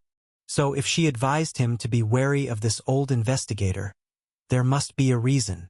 Even that deliberate provocation just now likely had some consideration behind it. Her warning should absolutely not be ignored. "By the way, Mr. Lyon," unaware that he had been marked, and after waiting a few seconds without seeing Leon engage in conversation, the old investigator turned around, asked gently, "I saw in your file that you've been working for over a month now, right? Have you adapted to your time at the Virgin branch?" "Well, quite accustomed." After stealthily switching out the elite performer badge, Leon suppressed the vigilance in his eyes, smiled, and replied, "Although there aren't many people in the bureau, and the work content is quite dangerous, both the director and the seniors have taken good care of me. Everyone in the bureau is a good person." "Everyone in the bureau is a good person?" Hearing Leon's words, the corners of the old investigator's mouth couldn't help but twitch slightly. If it were another investigator, they might not be all that clear about the state of the Virgin Sanitation Bureau, but him visiting so often for investigations made him quite aware. While the people in the Purification Bureau's Virgin branch were not outrightly evil, they weren't exactly close to being good either. There was no need to mention the Scarlet Hair Lady, who wiped out a nation with ruthless intent and left behind slaughter of over 100 million. Even Tom, the ill-fated gambler, and Emma, the corpse pivot executioner, two first-level disaster handlers, were regulars of the investigation department too. The former violated countless rules but was extremely careful, leaving no evidence for the Bureau to catch. While the latter's methods were too brutal and ruthless, the aftermath of her cleanup missions was more terrifying than the havoc caused by anomalous objects. Despite being repeatedly warned, she never changed her ways. The rest, such as Tape Man Harry, Sewer Emperor Jerry, Silver Demon Peony, and Plague Alchemist Amian, none of these Level 2 individuals were any easy to deal with. In those large interbranch joint enforcement missions, they were universally hated, and basically no one wanted to engage with them. To be honest, the biggest reason these guys have been able to stay at the Virgin Sanitation Bureau for several years is probably not due to the personal charm of the Scarlet Hair Lady, but because other branches simply didn't want to take them on.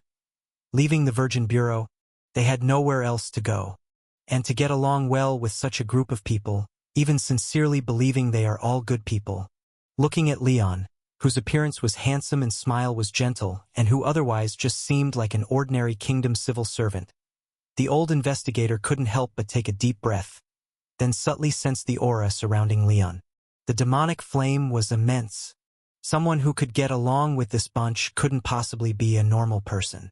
Feeling the aura behind him that was no different from that of a typical demon and even more ferocious and dark, the old investigator couldn't help but sigh inwardly, already starting to ponder a nickname for this new employee at the Virgin Branch. This person had a high affinity with demon-type anomalous objects, appeared thin and scholarly like those cultured people in universities, and had proposed a metric called the Leon value for anomalous objects, seemingly quite adept in research. How about calling him the Demon Scholar?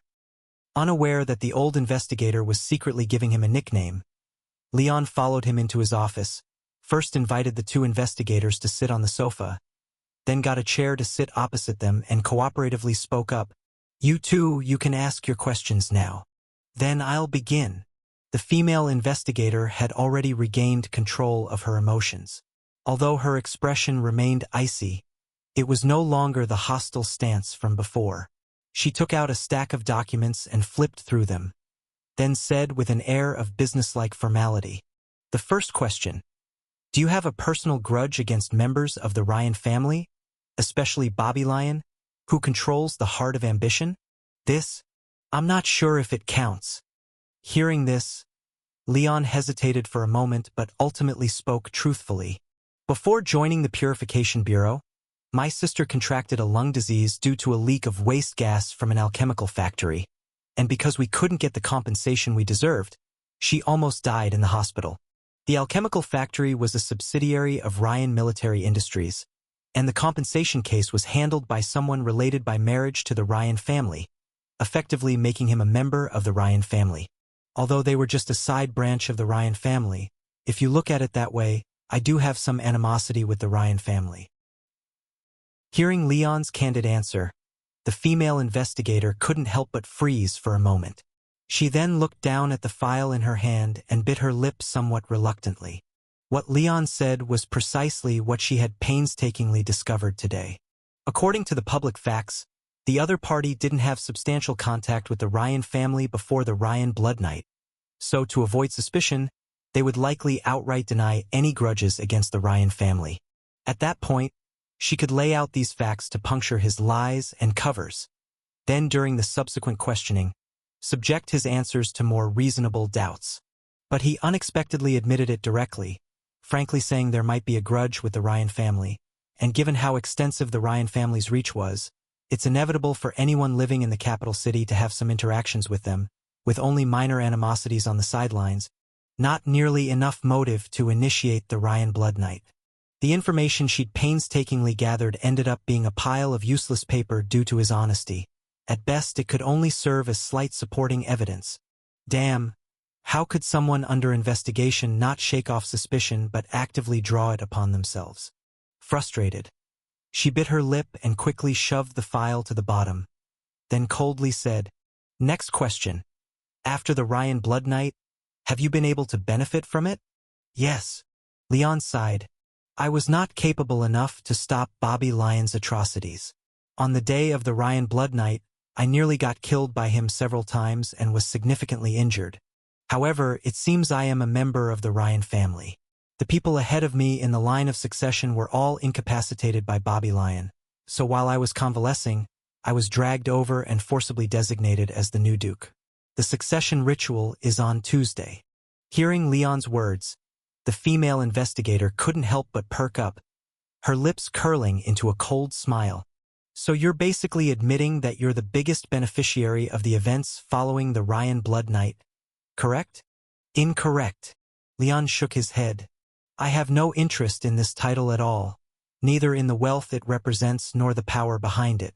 They hold no significance for me. When the succession ritual comes, I plan to suggest transferring all the industries to the royal family through a marriage alliance, thereby forcing them to replace me as the inheritor of the title. Fortunately, the succession ritual is tomorrow. If you don't believe me, you can wait a day and see if I do it then. Damn it, could he really be willing to part with the entire ducal estate? Seeing Leon's expression, appearing genuine and seemingly prepared to do just that, the female investigator nearly bit through her lips. After sensing the demonic aura all over Leon, she clenched her fists tightly and finally couldn't help but taunt. Ha, it sounds saintly, but if you don't want anything, how do you explain this aura more evil than a demon's on you? The scent even more sinister than a demon's. Leon frowned upon hearing this and glanced at the badge section where it read, I am the demon. Before he began to speak, I carried the scent of a demon because I had an extremely high affinity with demon-class anomalous objects, and I had always used the demon anomalous object known as War Cornerstone. Additionally, please try to ask questions within the scope. I don't believe this matter had any connection to the Ryan Blood Night. That's not necessarily the case. The female investigator, exuding an air of wickedness, gave a sneer and said, a demon was the embodiment of desire. For someone with an extremely high affinity to demon anomalous objects, they almost invariably had strong desires.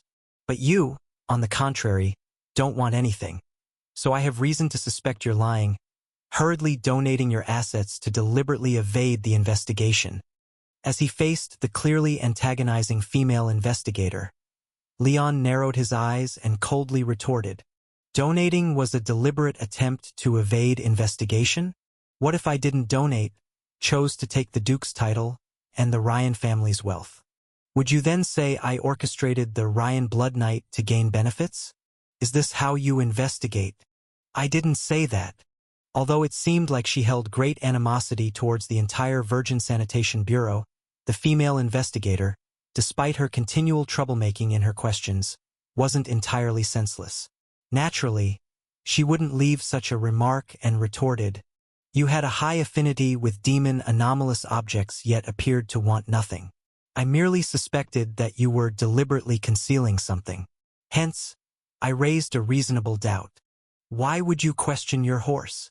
Just as Leon slightly squinted to consider whether to set her up, the black goat, who had been listening silently, couldn't help but struggle out from a shopping bag, spitting a thick yellow wad of old tobacco phlegm at her. Watching the startled female investigator dodge in panic, the black goat chuckled gleefully, then opened its goat eyes and asked, Hey lady, why didn't you bring your mom along when you left the house? Afraid she'd interfere in finding you a new sugar daddy. You? What you? Using your words, this is called reasonable doubt. Of course, if you did bring your mom, then you're picking the next sugar daddy yourself. Haha, isn't it reasonable doubt? As if no one can do it. After a few sharp words left the female investigator's complexion purplish, the black goat raised its eyebrows at Leon, giving him a reassuring look of leave it to me before taking a deep breath and continued, You couldn't even pee in a puddle and look at yourself, with your ugly face, thinking you're being, Watching its suddenly sealed shut mouth, as if it never existed, the black goat was left stunned, its eyes wide in surprise, and hummed a chaotic tune of disbelief. The senior investigator, who had been silently recording, placed down 2 fingers crossed in a diagonal manner, nodded apologetically, and said to Leon, who showed a surprised expression. Sorry, Aisha has some bias against people from your bureau. Indeed, her questioning method was inappropriate. Let me handle the questioning from here. However, please keep that anomalous subject somewhat under control. The Bureau's regulations on such matters are very strict. Even though it's just routine inquiry post-incident, besides Her Excellency Olivia as the director, others aren't allowed to listen in or interfere as a rule. All right, since you were being reasonable, I will also be reasonable. Using the Holy Spirit pendant to pick up the black goat, Leon placed it across from the female investigator who was shaking with anger. After an exchange of stares between goat eyes and human eyes, Leon raised his own query. But you should know, Miss Aisha seems to have a deep prejudice against our bureau, which even affected her judgment and behavior. I don't think she should have been part of this investigation at all. The General Bureau sending down investigators with conflicts against us was not only unfair, but also couldn't guarantee accurate inquiry results. The senior investigator was slightly surprised at these words.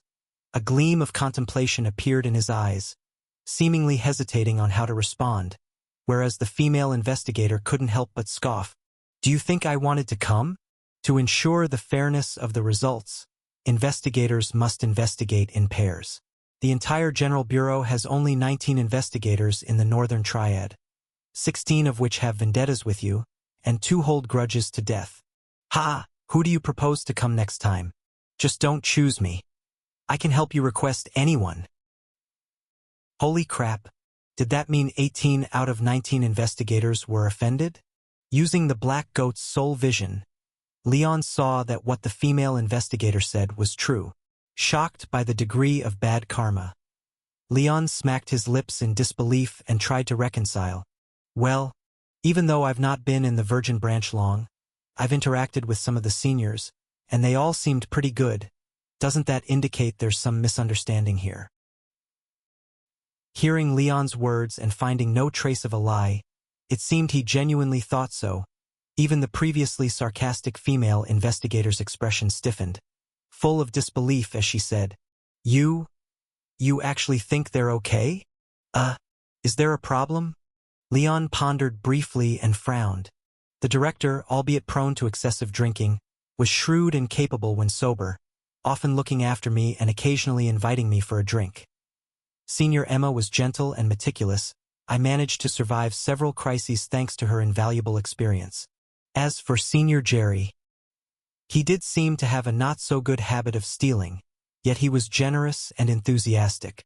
I helped him with a small matter, then he gifted me both anomalous objects and weapons, teaching me carefully how to use them.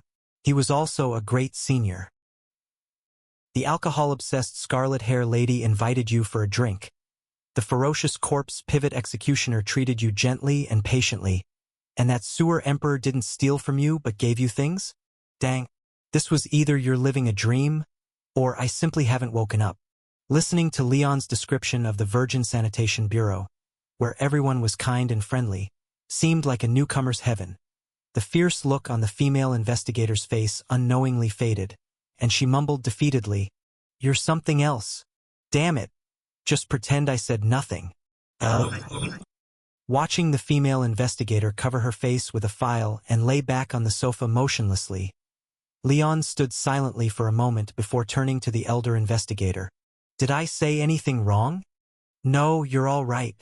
Seeing Leon thriving in a place like the Virgin Sanitation Bureau, even viewing everyone as kind, the senior investigator was rendered speechless and had to vaguely acknowledge, then quietly unfolded the inquiry form, writing 7 consecutive question marks under the mental state section. This guy's brain must have some sort of problem.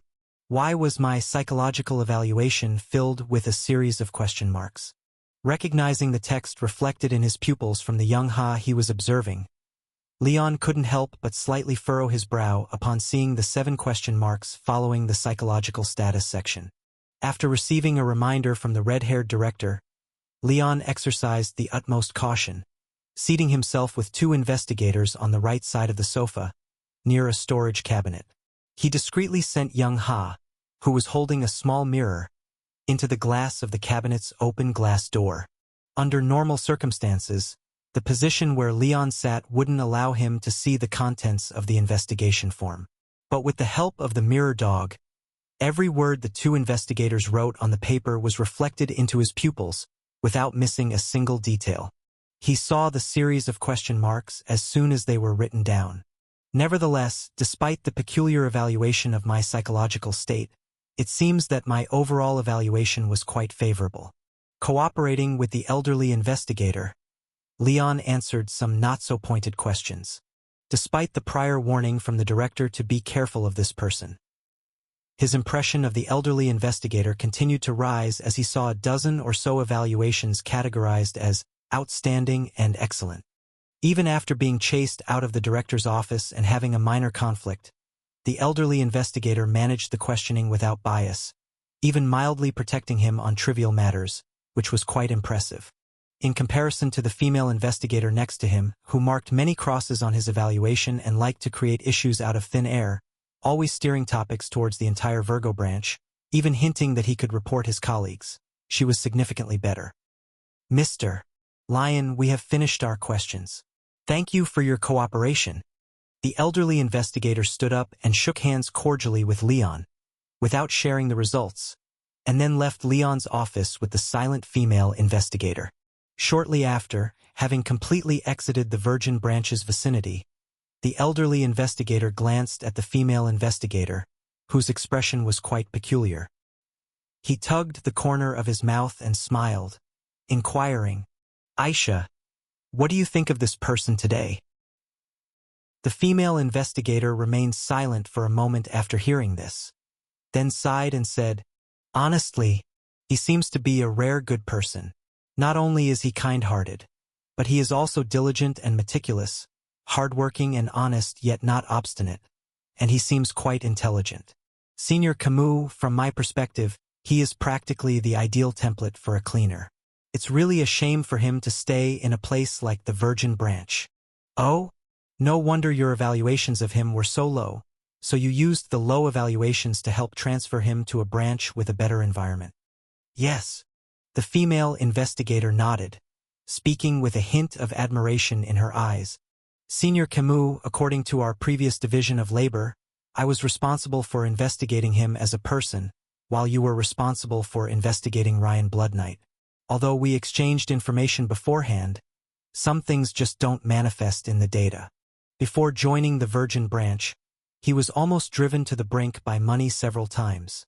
Presumably, his desire in this aspect should be quite intense. Yet, he never became a slave to money. Not even Scales Goldseck's Holy Spirit could control him. Aside from money, his desire for power is also very weak. He is quite resistant to becoming a duke and tried to escape as soon as he recovered from his injuries. These things can't be faked. He indeed isn't a greedy person. The only thing he truly values seems to be the emotional bonds between people.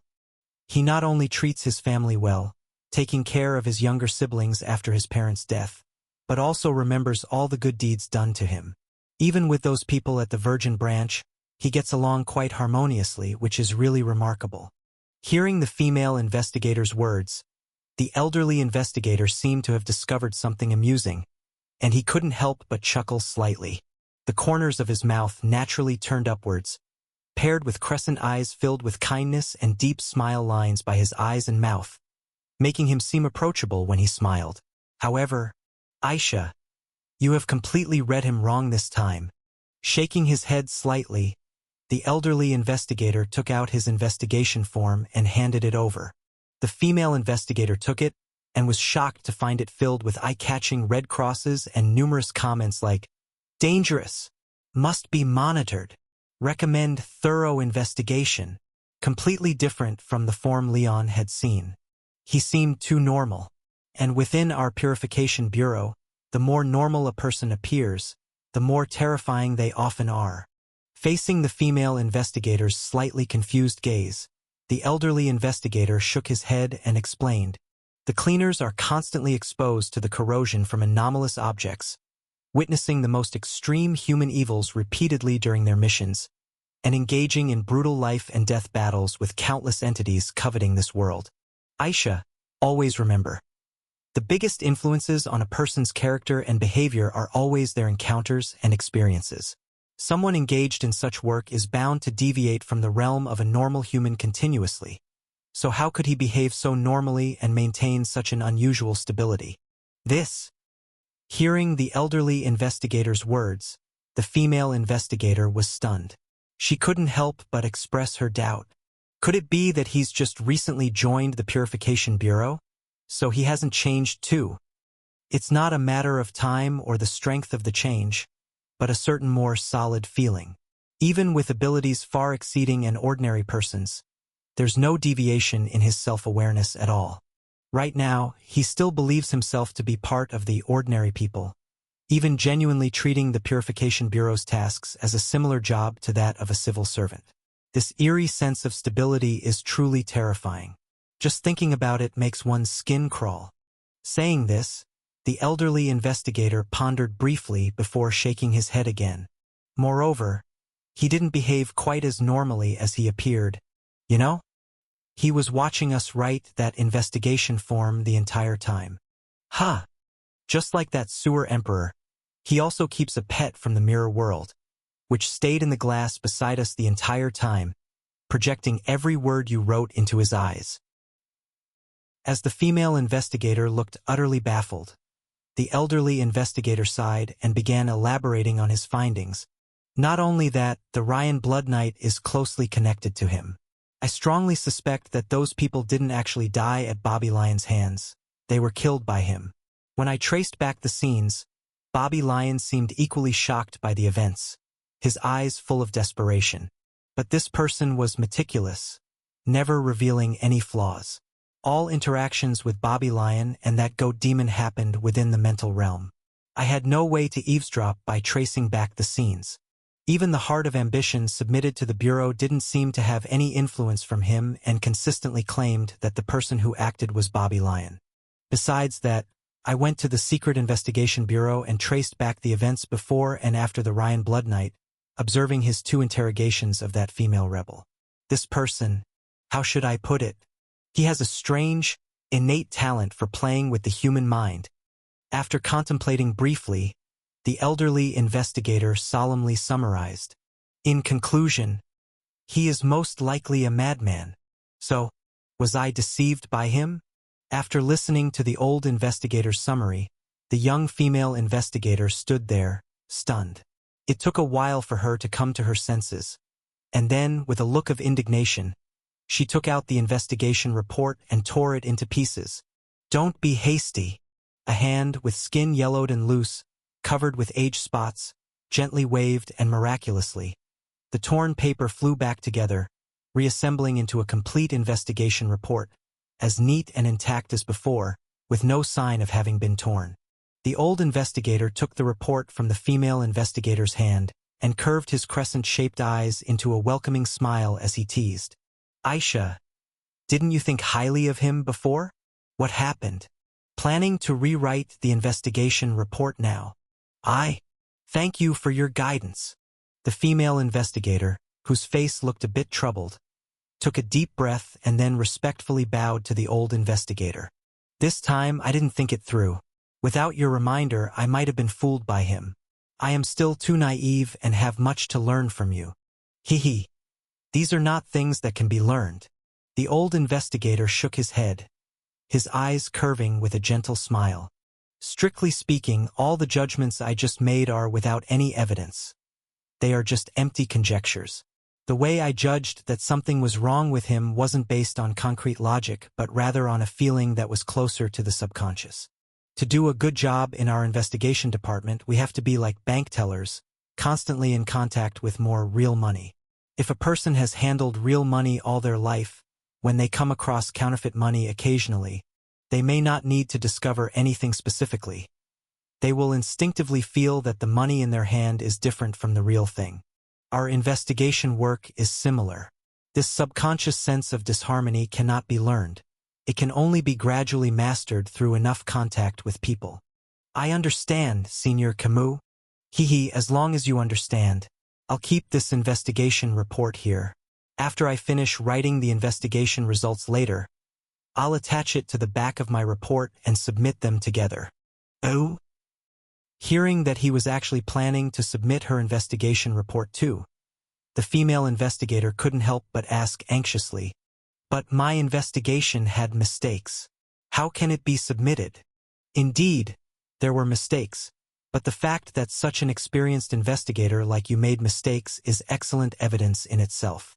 The old investigator smiled at this, waving to a steam carriage on the roadside as he explained, "As you just said, not everything can be reflected in the data. My investigation was based on a something's wrong intuition after contacting this person, with no evidence to speak of. But your investigation was purely logical, with evidence supporting every judgment. Its credibility was higher than my investigation. Only by submitting your flawed investigation and comparing it with my results can those responsible for review take notice and understand what's wrong with this newcomer from the Virgin Branch. Aisha, you won't blame me for making you lose face, will you? Not at all. After all, I did make a mistake, and it's only right for you to report it. As long as you don't blame me. Since the investigation is over and we generally agree, let's end it here together. Your car is here." "Ah, my car?" The female investigator was slightly stunned when she heard this, then hesitantly asked, "Aren't you planning to return to headquarters with me?" "I won't be returning now." After sending her off in a luxurious two-seater steam carriage, the old investigator smiled and said goodbye. "I have an old friend around here, someone I seldom meet. Before this mission, I had agreed to meet him here to catch up, so I won't be returning with you this time." "All right, then take care." "You too." After waving goodbye to the female investigator, as her carriage drove away, the old investigator did not wait for the so-called old friend, but instead, he waved again and summoned another empty steam carriage. After looking up and down at the old investigator's attire, which seemed finely tailored, the coachman, thinking he might be a big customer, couldn't help but smile and, as the old investigator boarded, politely asked, "Sir, where to?" "Not sure. Just wander ahead for a bit." "All right. Okay."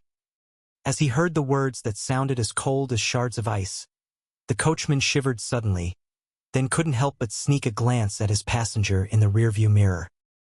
His eyes were narrow and long, with eyebrows and mouth corners slightly drooping, giving him a look as if he were about to cry even without any expression. This old man looks so gloomy. Oh well, as long as he can pay the fare. Director, that old investigator was quite nice.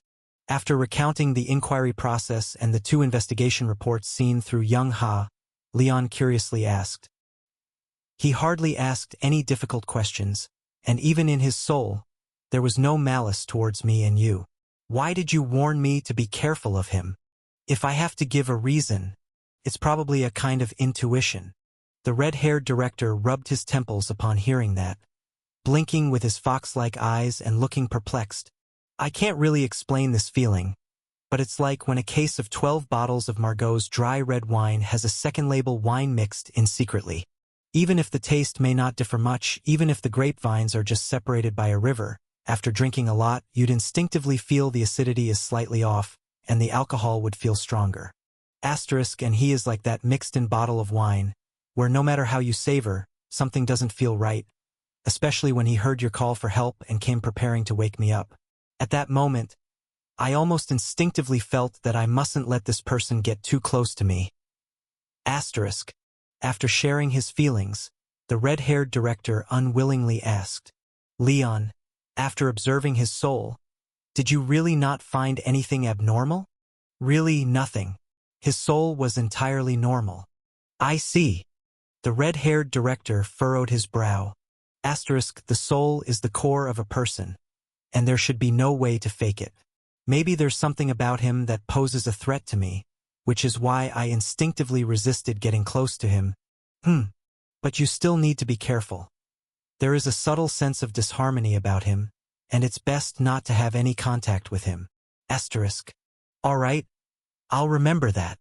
Nodding slightly, and taking the red-haired director's advice to heart, Leon spoke up. Director, the ceremony for the title conferral is tomorrow, but I still have some official business to finish. If it's all right with you, I'm heading back to the office first. Go ahead. Go ahead. And stop using the formal you, for me. It sounds exhausting. Oh, by the way. When saying this, the red-haired director seemed to remember something, and looked down to rummage through a drawer, pulling out a photograph tied with a strand of hair. Here you go, your stuff. Was this the photograph that Anna lost? Through the gap in his hair, after identifying what it was, Leon couldn't help but open his eyes wide in astonishment. Director, how did this end up with you? Well, that's a question for your good senior.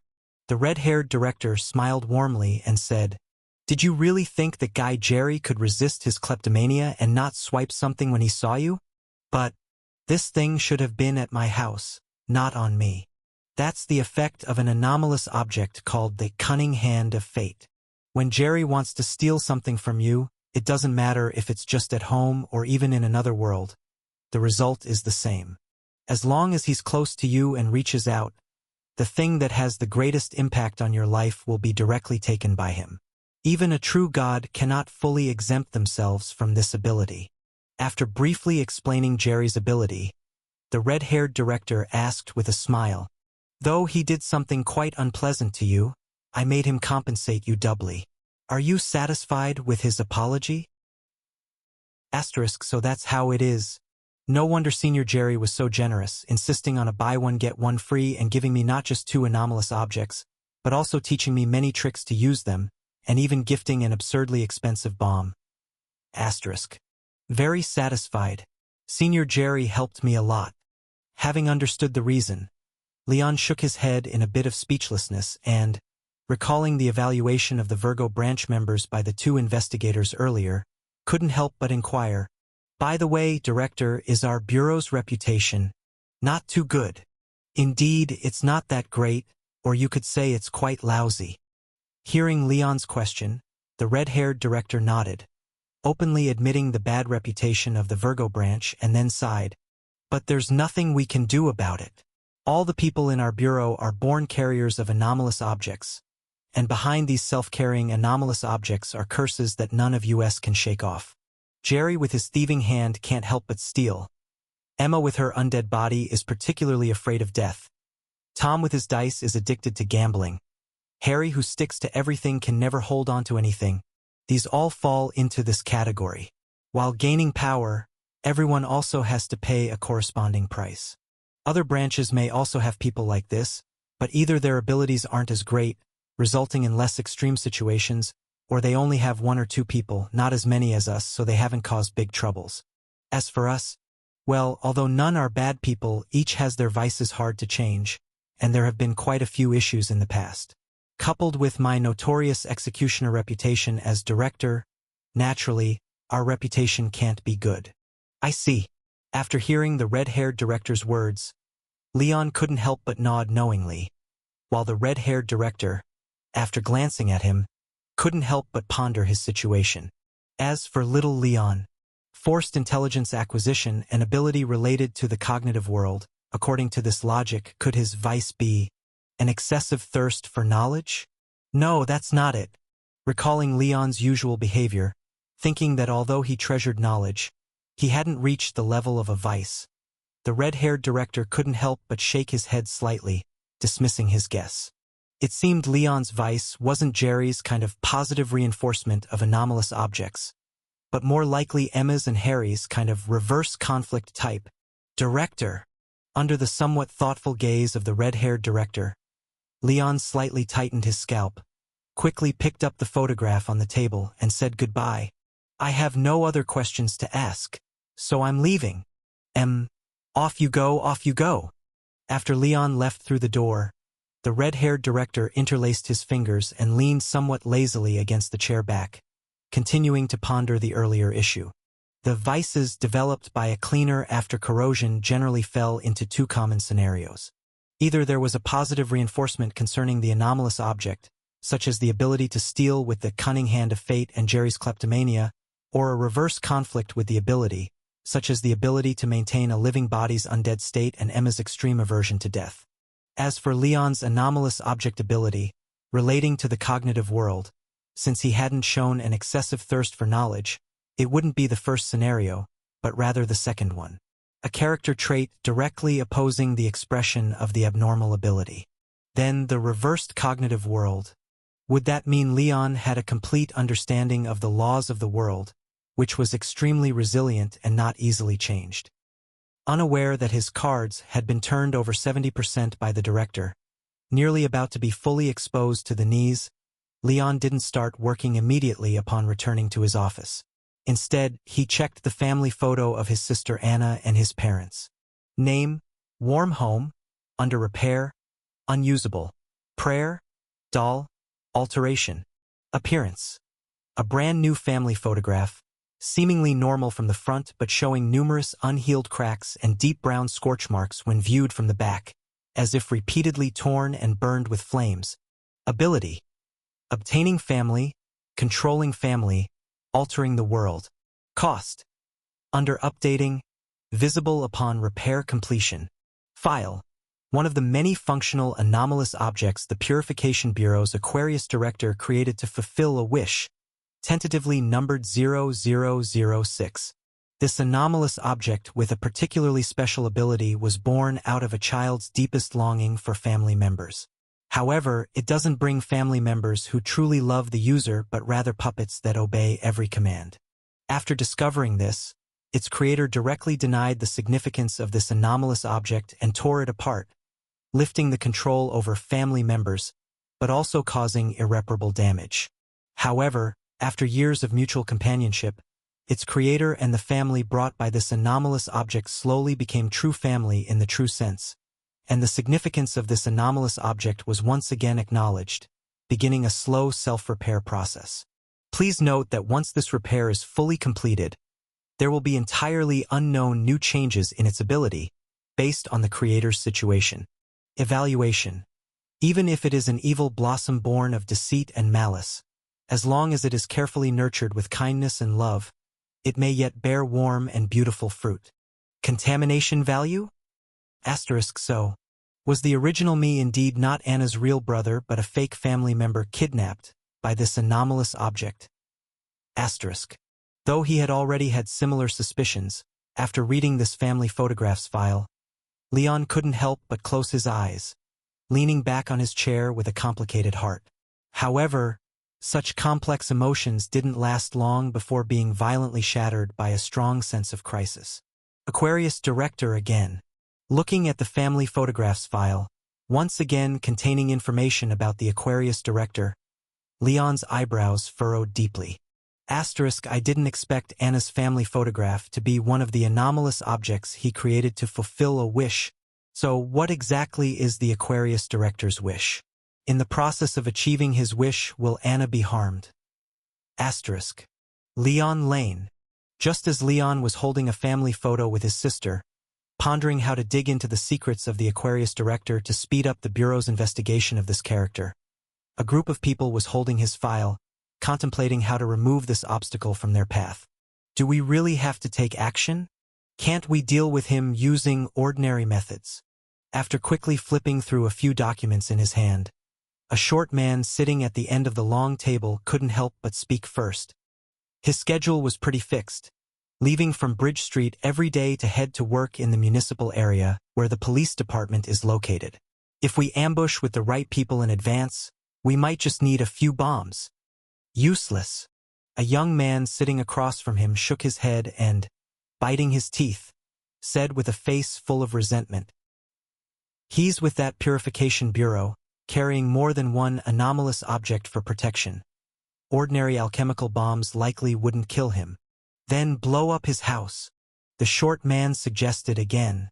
Even with anomalous objects for protection, he might not be able to defend every hour of the day. We could sneak over at night and blow up the entire apartment on Bridge Street. Can't sneak over.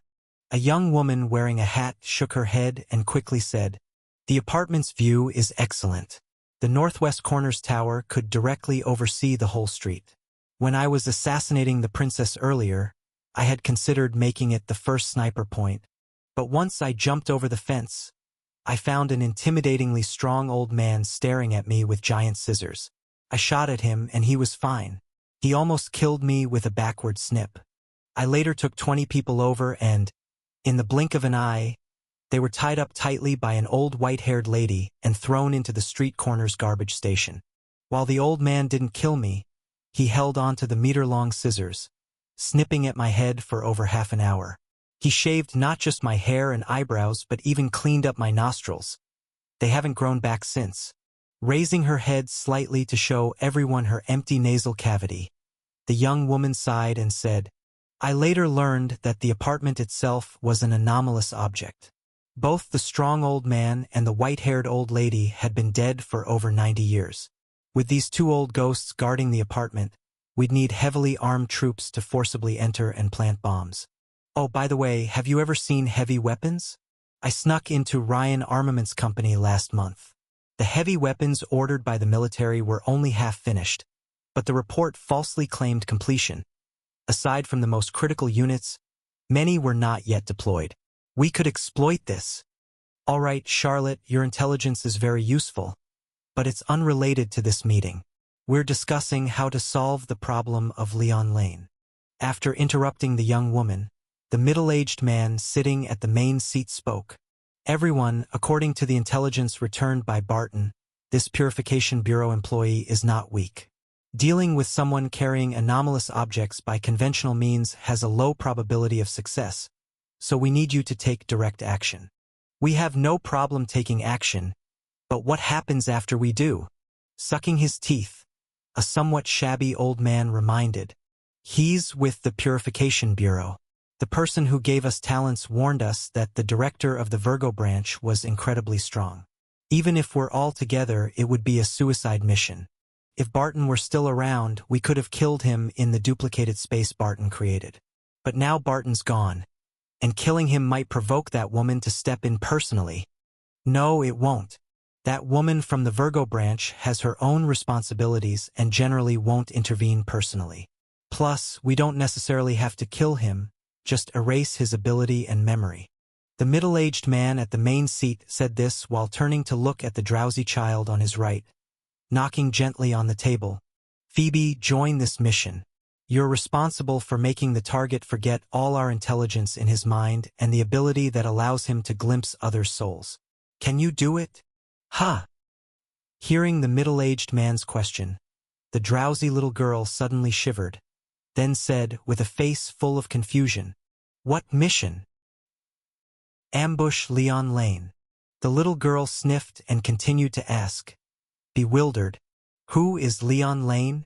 An employee of the Purification Bureau who exposed Barton's identity and took Samantha's ability.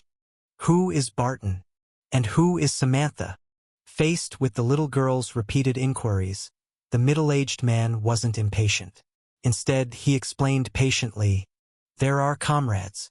Barton was a spy in the Secret Investigation Bureau, a burly uncle with a scar on his face. Samantha was the aunt with bandages on her hand who could heal others or cause them to rot. Oh! After reluctantly nodding as if she understood, the little girl rubbed her eyes, then asked again, Who are you? Forget it. Rubbing his temples in frustration, the middle-aged man waved to the seat on the little girl's other side, saying with some helplessness, Lucy, your sister's amnesia has flared up again. She's not in a state to discuss. Just infuse the necessary information directly into Phoebe's head. All right, a hoarse and elderly voice echoed. An old woman, her face crisscrossed with wrinkles, straightened up and reached out with her trembling hand to caress the young girl's forehead. Seeing that this odd pair of sisters was ready, the middle-aged man nodded in satisfaction, then instructed the wrinkled old woman, Lucy, the target this time has the ability to probe other soul states, so once the meeting is over and we've chosen who will execute the ambush, I'll trouble you to step in again. To prevent the selected individuals from harboring hostility towards the target and inadvertently alarming him, please implant a layer of false memories in the chosen ones to temporarily mask their original memories. Is that all right? No problem. Thank you. Nodding towards the old woman in appreciation, the middle-aged man leaned slightly forward, his hands pressing on the tabletop as he spoke directly. So next, it would be best to first determine the ambush location. Do you all have any suggestions? I suggest we act while he's at work. A man on the right side, covered in burn scars, raised his hand and coldly proposed. We should all move in together, storm that purification bureau or whatever, kill that red-haired woman first, then burn everyone else to death, and then… All right, shut up. Hearing the burned man's suggestion, which couldn't be considered a death wish but seemed rather suicidal, the middle-aged man sighed and waved in the burned man's direction. With a peculiar explosion sound, the burned man instantly disappeared from the room, leaving only a dust-covered empty chair in his place. Having used some unknown method to expel the burned man, the middle-aged man said with a headache, "There's no need for such foolishness. Does anyone have a slightly more feasible suggestion?" "I do." A rather scruffy old man raised his hand and seriously proposed. "What about during the Duke of Lionheart's investiture ritual? How about an ambush there?" The Duke of Lionheart's investiture ritual? Hearing the unkempt old man's suggestion, the group of rebels in the room fell silent for a moment. Then they started nodding one after another. "Very good. Quite fitting. I think so too." The middle-aged man at the head seat thought for a while, then nodded along with a smile. "It's indeed a good choice. The Duke of Lionheart's investiture ritual will surely draw many important figures. Even the royal family might send representatives. If luck is on our side, we could not only solve the Leon Lane problem but also eliminate a large number of nobles and officials in one stroke. Let's set the ambush location at tomorrow's investiture ritual. As for who will carry out the ambush, does anyone wish to volunteer?" Me. Hearing the middle-aged man's words, a young woman with a shaven head, courtesy of a burly man, excitedly raised her hand. "I can strike from 5 kilometers away." "Not you." Interrupting her again, the middle-aged man at the head seat shook his head and said, "Your ability is covert enough and the range is sufficient, making you excellent for assassination, but your destructive power is too weak. You might not break through the abnormal object the target uses for protection. Moreover, we don't need to kill him this time. Just subdue him so Phoebe can erase some of his memories and abilities. So, you're not suitable for this mission. Count me in then." Just as the bald talking woman pouted in dissatisfaction, ready to argue, a slender young man stood up eagerly, announcing, "It was Barton who stayed behind to cover, so Samantha and I could escape. This time Sorry, you're not suitable either." The middle-aged man shook his head and said, "Now is not the time to provoke that red-haired woman at the Purification Bureau. You were closest to Barton, and I'm afraid you'd kill the target in vengeance for Barton, making it impossible to wrap things up. So you should stay back." Seeing the young man sit down dejectedly, the middle-aged man stopped asking for volunteers and named his choices directly. "So, aside from Phoebe and Lucy, David and Luke, you two come along. Your abilities are clearly most suited for this mission." "No problem." The man who initially suggested setting a bomb responded. "Okay." The scruffy old man nodded. "Then it's settled." After confirming the participants, the middle-aged man looked at those heading towards Lucy to willingly accept the memory implant, nodding in satisfaction. Once they accepted the memory implant, he waved at everyone inside the room, and the peculiar explosion sound rose again, making everyone vanish, leaving only the dust-covered chairs. And the middle-aged man at the head seat seemed to age a decade instantly, his once jet-black hair streaked with strands of gray. Was there still no one who could survive into the future? Looking at the empty meeting room and the dust-covered chairs, the clearly aged middle-aged man sighed deeply. He then struggled to stand, controlled the future body he inhabited, and walked towards the door. After his last attempt to change things, he still couldn't alter the kingdom's fate of downfall. The faction of war advocates, led by the princess, failed abruptly, plunging the entire kingdom into 11 years of brutal conflict. The once prosperous capital city turned to ruins under bombardment, leaving countless people homeless and living worse than death. In those future visions where he had successfully assassinated the princess, the royal family and nobility surrendered willingly. First, they ceded territories and paid reparations, then handed over all ports and mines. They even forcibly abolished the legal currency. The once prosperous nation was almost entirely drained, yet the people could barely maintain their lives. As for himself and the rebels he gathered, in every future vision they didn't exist. Only he endured the pain of a ruined nation and family, struggling to survive. Because only by staying alive could he send messages back in time, trying to save his doomed country. Staggering to the door, the aged middle-aged man took a deep breath, his bony hands grasping the rusted doorknob with force. Come on. The Ryan family, which caused massive military deficits and led to the lack of the army's strength, had been completely wiped out, replaced by a new Duke of Lionheart. I want to see what this future will look like. Creak. Accompanied by the creaking sound of the old door hinge, it was as if he had opened a door that separated two worlds.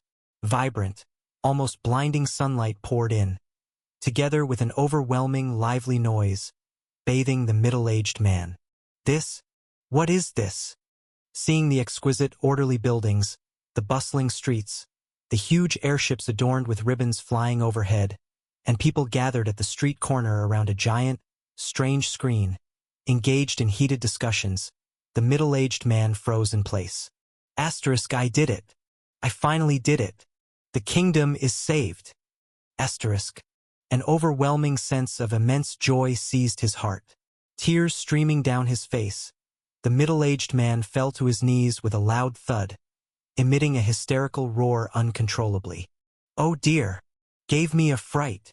What's his problem? Suddenly yelling like that. Prince Lion was caught cheating. How could he be so happy? Guards! There's a madman here. Amidst the curious glances of passers-by and their chaotic pointing and gossiping, the middle-aged man, finally witnessing a beautiful future, abruptly raised his arms, shouting exultantly to the heavens. Long live the kingdom! Long live the kingdom! His shout startled the crowd considerably, causing them to take a collective step back.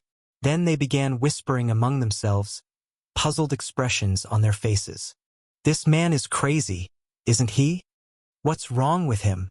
Yelling long live the kingdom out of nowhere. Yeah. Wasn't the kingdom gone a long time ago? What did you say? The kingdom was gone. Hearing the conversation between two women holding vegetable baskets, the middle-aged man sprang from the ground, rushing to knock the woman over, shouting wildly. How could the kingdom be gone? Who did it? Who did it? No. It wasn't me. It wasn't me.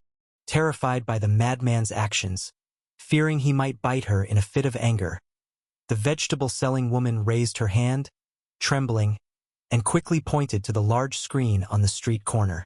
Find Prince Lion, he did it. It has nothing to do with me. Prince Lion? Following the woman's guidance, he looked toward the strange screen at the street corner, seeing the handsome man waving his hands repeatedly, emphasizing that the rumors of his infidelity were false, and that he did nothing that night. The middle-aged man froze in place. Ryan? I'll kill him. I'll go back and kill him right now. Bang! After figuring out who destroyed the kingdom, the strange explosion that once sent off other rebels resounded again. The middle-aged man lying on the vegetable vendor woman shuddered violently, regaining his consciousness. Was I temporarily replaced by my past self? Having understood what had just happened, the middle-aged man's expression changed. He quickly reached into his coat and pulled out a leather booklet. After carefully checking the booklet and finding no signs of it being flipped through, his past self hadn't seen the contents. The middle-aged man's face changed again and again. He then grabbed the shoulders of the woman below him, shaking her frantically as he shouted with urgency in his eyes. Tell me quickly. What did I do? What did I just do? This madman. He seems even crazier than before. Looking at his eyes like he wanted to devour someone, the vegetable vendor woman clenched her vegetable basket tightly, wanting to bash it against the back of his head. But she worried her strength wasn't enough and might provoke him further instead of knocking him out. Shakily, she answered, "You just asked me who destroyed the kingdom. What did you say? What exactly did you say?" I just told the truth." Frightened out of her mind by the man's increasingly frenzied expression, the vegetable vendor woman answered tearfully, "Wasn't it Prince Lion who ended the kingdom? He announced it himself 5 years ago. And then? What did I say after hearing that?" After hearing that, you gritted your teeth and repeated Prince Lion's name, then looked up and howled strangely, and then you just collapsed on me without moving." "Damn it."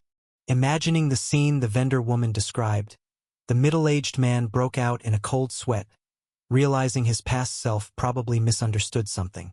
The sweat drenched through the back of his shirt. His past self repeatedly borrowed the anomalous object to observe the future, but the results only got worse each time. Despite continuing to struggle, he was almost in despair deep down inside. Given his past mental state, upon emerging from the door this time and hearing the kingdom had completely disappeared, his first instinct naturally wouldn't lean positive.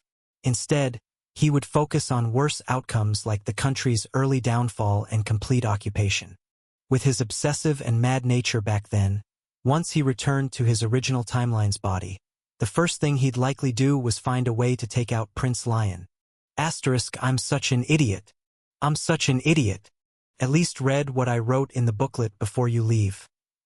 After swatting himself hard across the face twice, to prevent this world, one of the only decent outcomes, from being altered, the middle-aged man shot up from the ground, aiming to find others with time-based abilities to try and stop his past self from doing something foolish. Unfortunately, as soon as he got up, the middle-aged man was hit in the back of the head by a vegetable basket thrown from behind, full to the brim. It was a hard hit, knocking the middle-aged man flat on the spot. Even the 2 radishes in the basket, each bigger than a human head, shattered upon the violent impact. "Ouch! My radishes!" Just as the vegetable vendor woman began to pick up the basket to see if the radishes were still edible, the middle-aged man, knocked down by the basket, began crawling forward, yelling hoarsely at the crowd, even as he crawled. "Quick! Send me to the Purification Bureau. This world needs me to save it. Save my ass." After swinging the basket and hitting him again, the vegetable vendor woman watched the middle-aged man collapse onto the ground, out cold. She pursed her lips disdainfully. "This madman, save the world? Does he really think he's Prince Lion or something? Oh, by the way, who is Prince Lion again? Eliminate him. Leon Lane. The one who ended the kingdom must be removed. Returning to his own body, the middle-aged man, who had been napping on a long table, suddenly opened his eyes. He took a deep breath, filled with murderous intent, ready to summon all the rebels with abnormal abilities back and draft a new assassination plan. As he lifted his hand, intending to activate the anomalous object again, he heard a strange, almost imperceptible knocking on the door. Who is it? Hearing the intermittent knocking outside, the middle-aged man shuddered, a deep wariness flashing in his eyes. His anomalous object, the gate of the other world, besides granting brief access to the future, could keep shifting behind every door in the capital city. Only certain doors recognized by him could lead stably into the world beyond. For someone to successfully knock on the gate of the other world, without him noticing, meant they knew which doors were real, possessing the ability to directly track him down.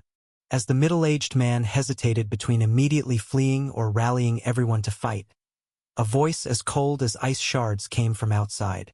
"Nathan, it's me." Opening the door that was no longer twisting weirdly and had become completely stable, a black-robed elder walked in, raising his hand to remove the hood and revealing a naturally sorrowful face. "It's getting harder and harder to find where you place your door. I rode around in a carriage for ages in the capital city before barely finding a real door that was about to disappear. There's no choice.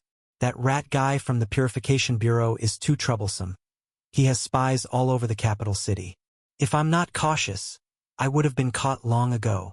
Seeing it wasn't someone from the Virgin Sanitation Bureau but the black-robed elder he had collaborated with, the middle-aged man relaxed slightly, then frowned and asked, "Didn't you say last time that we were all scraps, myself included, and none of us met your requirements, and that you wouldn't contact us anymore? Why have you suddenly come looking for me? I need your help, of course."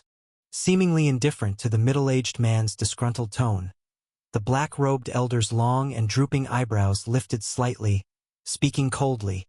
"Just a few hours ago, I found something that might meet my requirements. It should be a photo, kept in the drawer of the Virgin Branch Commander's office in the Purification Bureau.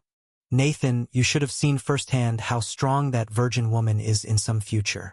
I'm not confident I can retrieve what I want without alerting her, so I need to borrow your power." Upon hearing this, the middle-aged man raised an eyebrow slightly, immediately understanding the black-robed elder's implication. "You want me to move the gate of the other world to the office door so you can sneak in directly through it?" "Yes." "Okay. But in exchange, you need to do something for me too." After pondering briefly, the middle-aged man narrowed his eyes and proposed, "Temporarily strengthen Phoebe's ability for me, so that anyone she touches vanishes from everyone's memory. Can you do that?" On a Tuesday morning, the moon had just completely vanished at the horizon, and the sun wouldn't rise for another hour. It was the darkest time. However, under the illumination of thousands of whale oil street lamps, the entire Redwood Avenue glowed as bright as day. The usually quiet Redwood Avenue came alive early in the extravagant lights. Coal, flour, spices, lamps, crates of all sizes and baskets, piles of expensive utensils, mountains of silken ribbons, carriages carrying various supplies and gifts nearly filled the wide transport road entirely. These carriages, linked one after another, were like intertwined dragons winding their way toward the Ryan Manor at the end of Redwood Avenue. Wow, the Duke of Lionheart's inheritance ceremony is sure spending a lot of money. A young woman in a light blue ceremonial dress stuck her head out from a two-wheeled carriage. After seeing the seemingly endless line ahead, she quickly shrank back due to the biting autumn wind, rubbing her red, round nose as she muttered, "I messed up. If I'd known it would be this cold, I would have worn more layers." Watching the young woman warming her hands with her breath and stomping her feet, the middle-aged noblewoman sitting opposite her couldn't hold back any longer. After trying and failing to keep silent, she finally reminded her, "Princess Veronica, even if you sneaked out, please mind your manners. Oh, let me off today. I'm too cold to care about manners right now. Honestly, if you can make it warm in here, I'd even give you a dance." After joking with the middle-aged noblewoman, the young woman tugged at her woolen shawl, covering the nearly exposed smooth curves above her underskirt. She then leaned sideways against the carriage window, continuing to observe the procession outside. "There sure are a lot of people here today." As she squinted at the noble exclusive drive lane for a while and counted the number of passing carriages, the pretty young woman said with a half-smile, "Silver Chalice, Birds of Paradise, Light Shield. Ha, in just a short time 3 noble families have already passed by. It seems the Ryan family's inheritance is indeed tempting. Regardless of whether they belong here, everyone with any ability wants to come and take a bite. Today's inheritance ceremony will surely be lively." Whether the ceremony will be lively or not, I don't know. But that dress you're wearing is certainly lively to an excessive degree. Watching the young woman leaning against the window frame in a way that nearly exposed her ample bosom, the middle-aged noblewoman couldn't help but twitch her eyelids. She quickly yanked her back, eyes full of irritation as she exclaimed, "Your Highness, mind your manners. Really, if your identity gets exposed at the ceremony and people see you dressed so immodestly, the entire royal family will be humiliated. At least find a better-fitting dress before heading out." "Well, there's nothing I can do." Looking down at her formal dress, the young woman pulled the pleats at her waist, showing the middle-aged noblewoman how much excess fabric there was. She then said somewhat helplessly, My dress size is special, so they're usually custom-made. This is already the best-fitting dress I could find in a hurry. Look, there's a lot of room at the waist here, any bigger and it wouldn't fit. Observing the dress that would be considered plain in style but looked strikingly impactful on her, the middle-aged noblewoman couldn't help but twitch her lips twice. She rudely snatched the young woman's shawl, yanked tassels from the carriage cushion, and tied dozens of knots along the side of the shawl, fashioning a mesh edge to cover the front. After placing the modified shawl back on the young woman, the middle-aged noblewoman sighed in relief upon seeing her chest obscured by the knotted mesh. She then threatened through gritted teeth, "When we get to the manor, even if you sweat to death, you cannot take off this shawl. You must wear it properly." "Got it. Really? Surprised by her words, the young woman's face wore an awkward expression as she glanced at the remarkably heavy shawl. "This is pure wool, and it's the densest kind. Plus, there are coal stoves burning in the Ryan Manor. If I don't take the shawl off..." "Princess Veronica." All right, I won't take it off." Seeing the wear it or die look on the middle-aged noblewoman's face, and recognizing this as her bottom line, the young woman sighed and obediently wrapped the shawl tightly. She then once again poked her head out to watch the flowing carriages. By the way, suggesting I take the transport road instead of the drive lane was a great idea. If I were on the drive lane, I wouldn't see so many interesting things. After a few carriages bearing the crest of 3 copper feathers sped by on the drive lane, the young woman counted the participating nobles and joked with the worried middle-aged noblewoman. "Look, that snobby little earl has also come. I wonder if he brought that cabbage with him." "Snobby little earl?" Hearing the young woman's words, the middle-aged noblewoman couldn't help but frown and asked, "Your Highness, what does snobby little earl mean?" "It's an insult," the young woman explained with a laugh. The new Duke of Lionheart had some conflict with that snobby little earl a while back. Upon discovering that, despite his title, the earl's crest only had 3 basic feathers, the Duke disdainfully poked the crest on his chest and called him a snobby little earl, nearly enraging him to death on the spot. Later, after the snobby little earl recovered, he sought revenge for the Duke's mockery by displaying a cabbage at home. He then proclaimed that the Duke of Lionheart's title would likely rot faster than that cabbage. After providing the middle-aged noblewoman with the backstory of the snobby little earl and the cabbage Duke, the young woman smiled brightly. Even though he's about to inherit the Duke title, the Duke of Lionheart feels very unnoble. The reason I insisted on witnessing the inheritance ceremony today is to see what interesting antics he'll come up with. Her Highness, still such a young person who loves excitement. Seeing the young woman smiling happily, no longer wearing her usual thoughtful frown, the middle-aged noblewoman's heart softened slightly. She was about to say something when they suddenly heard a commotion behind them. "Clear the way! Make way! Make way! The royal family is on the move! Everyone step aside!" Shocked, the 2 in the carriage looked back and saw the temporary barrier dividing the transport road and the drive lane getting forcefully pushed down and stacked to the roadside. Next, 2 teams of brightly dressed guards wielding long poles with hooked ends, used to clear people, began shoving numerous carriages that couldn't dodge out of the way, forcibly widening the center of Redwood Avenue to allow an opulent carriage drawn by 8 fine horses to drive through.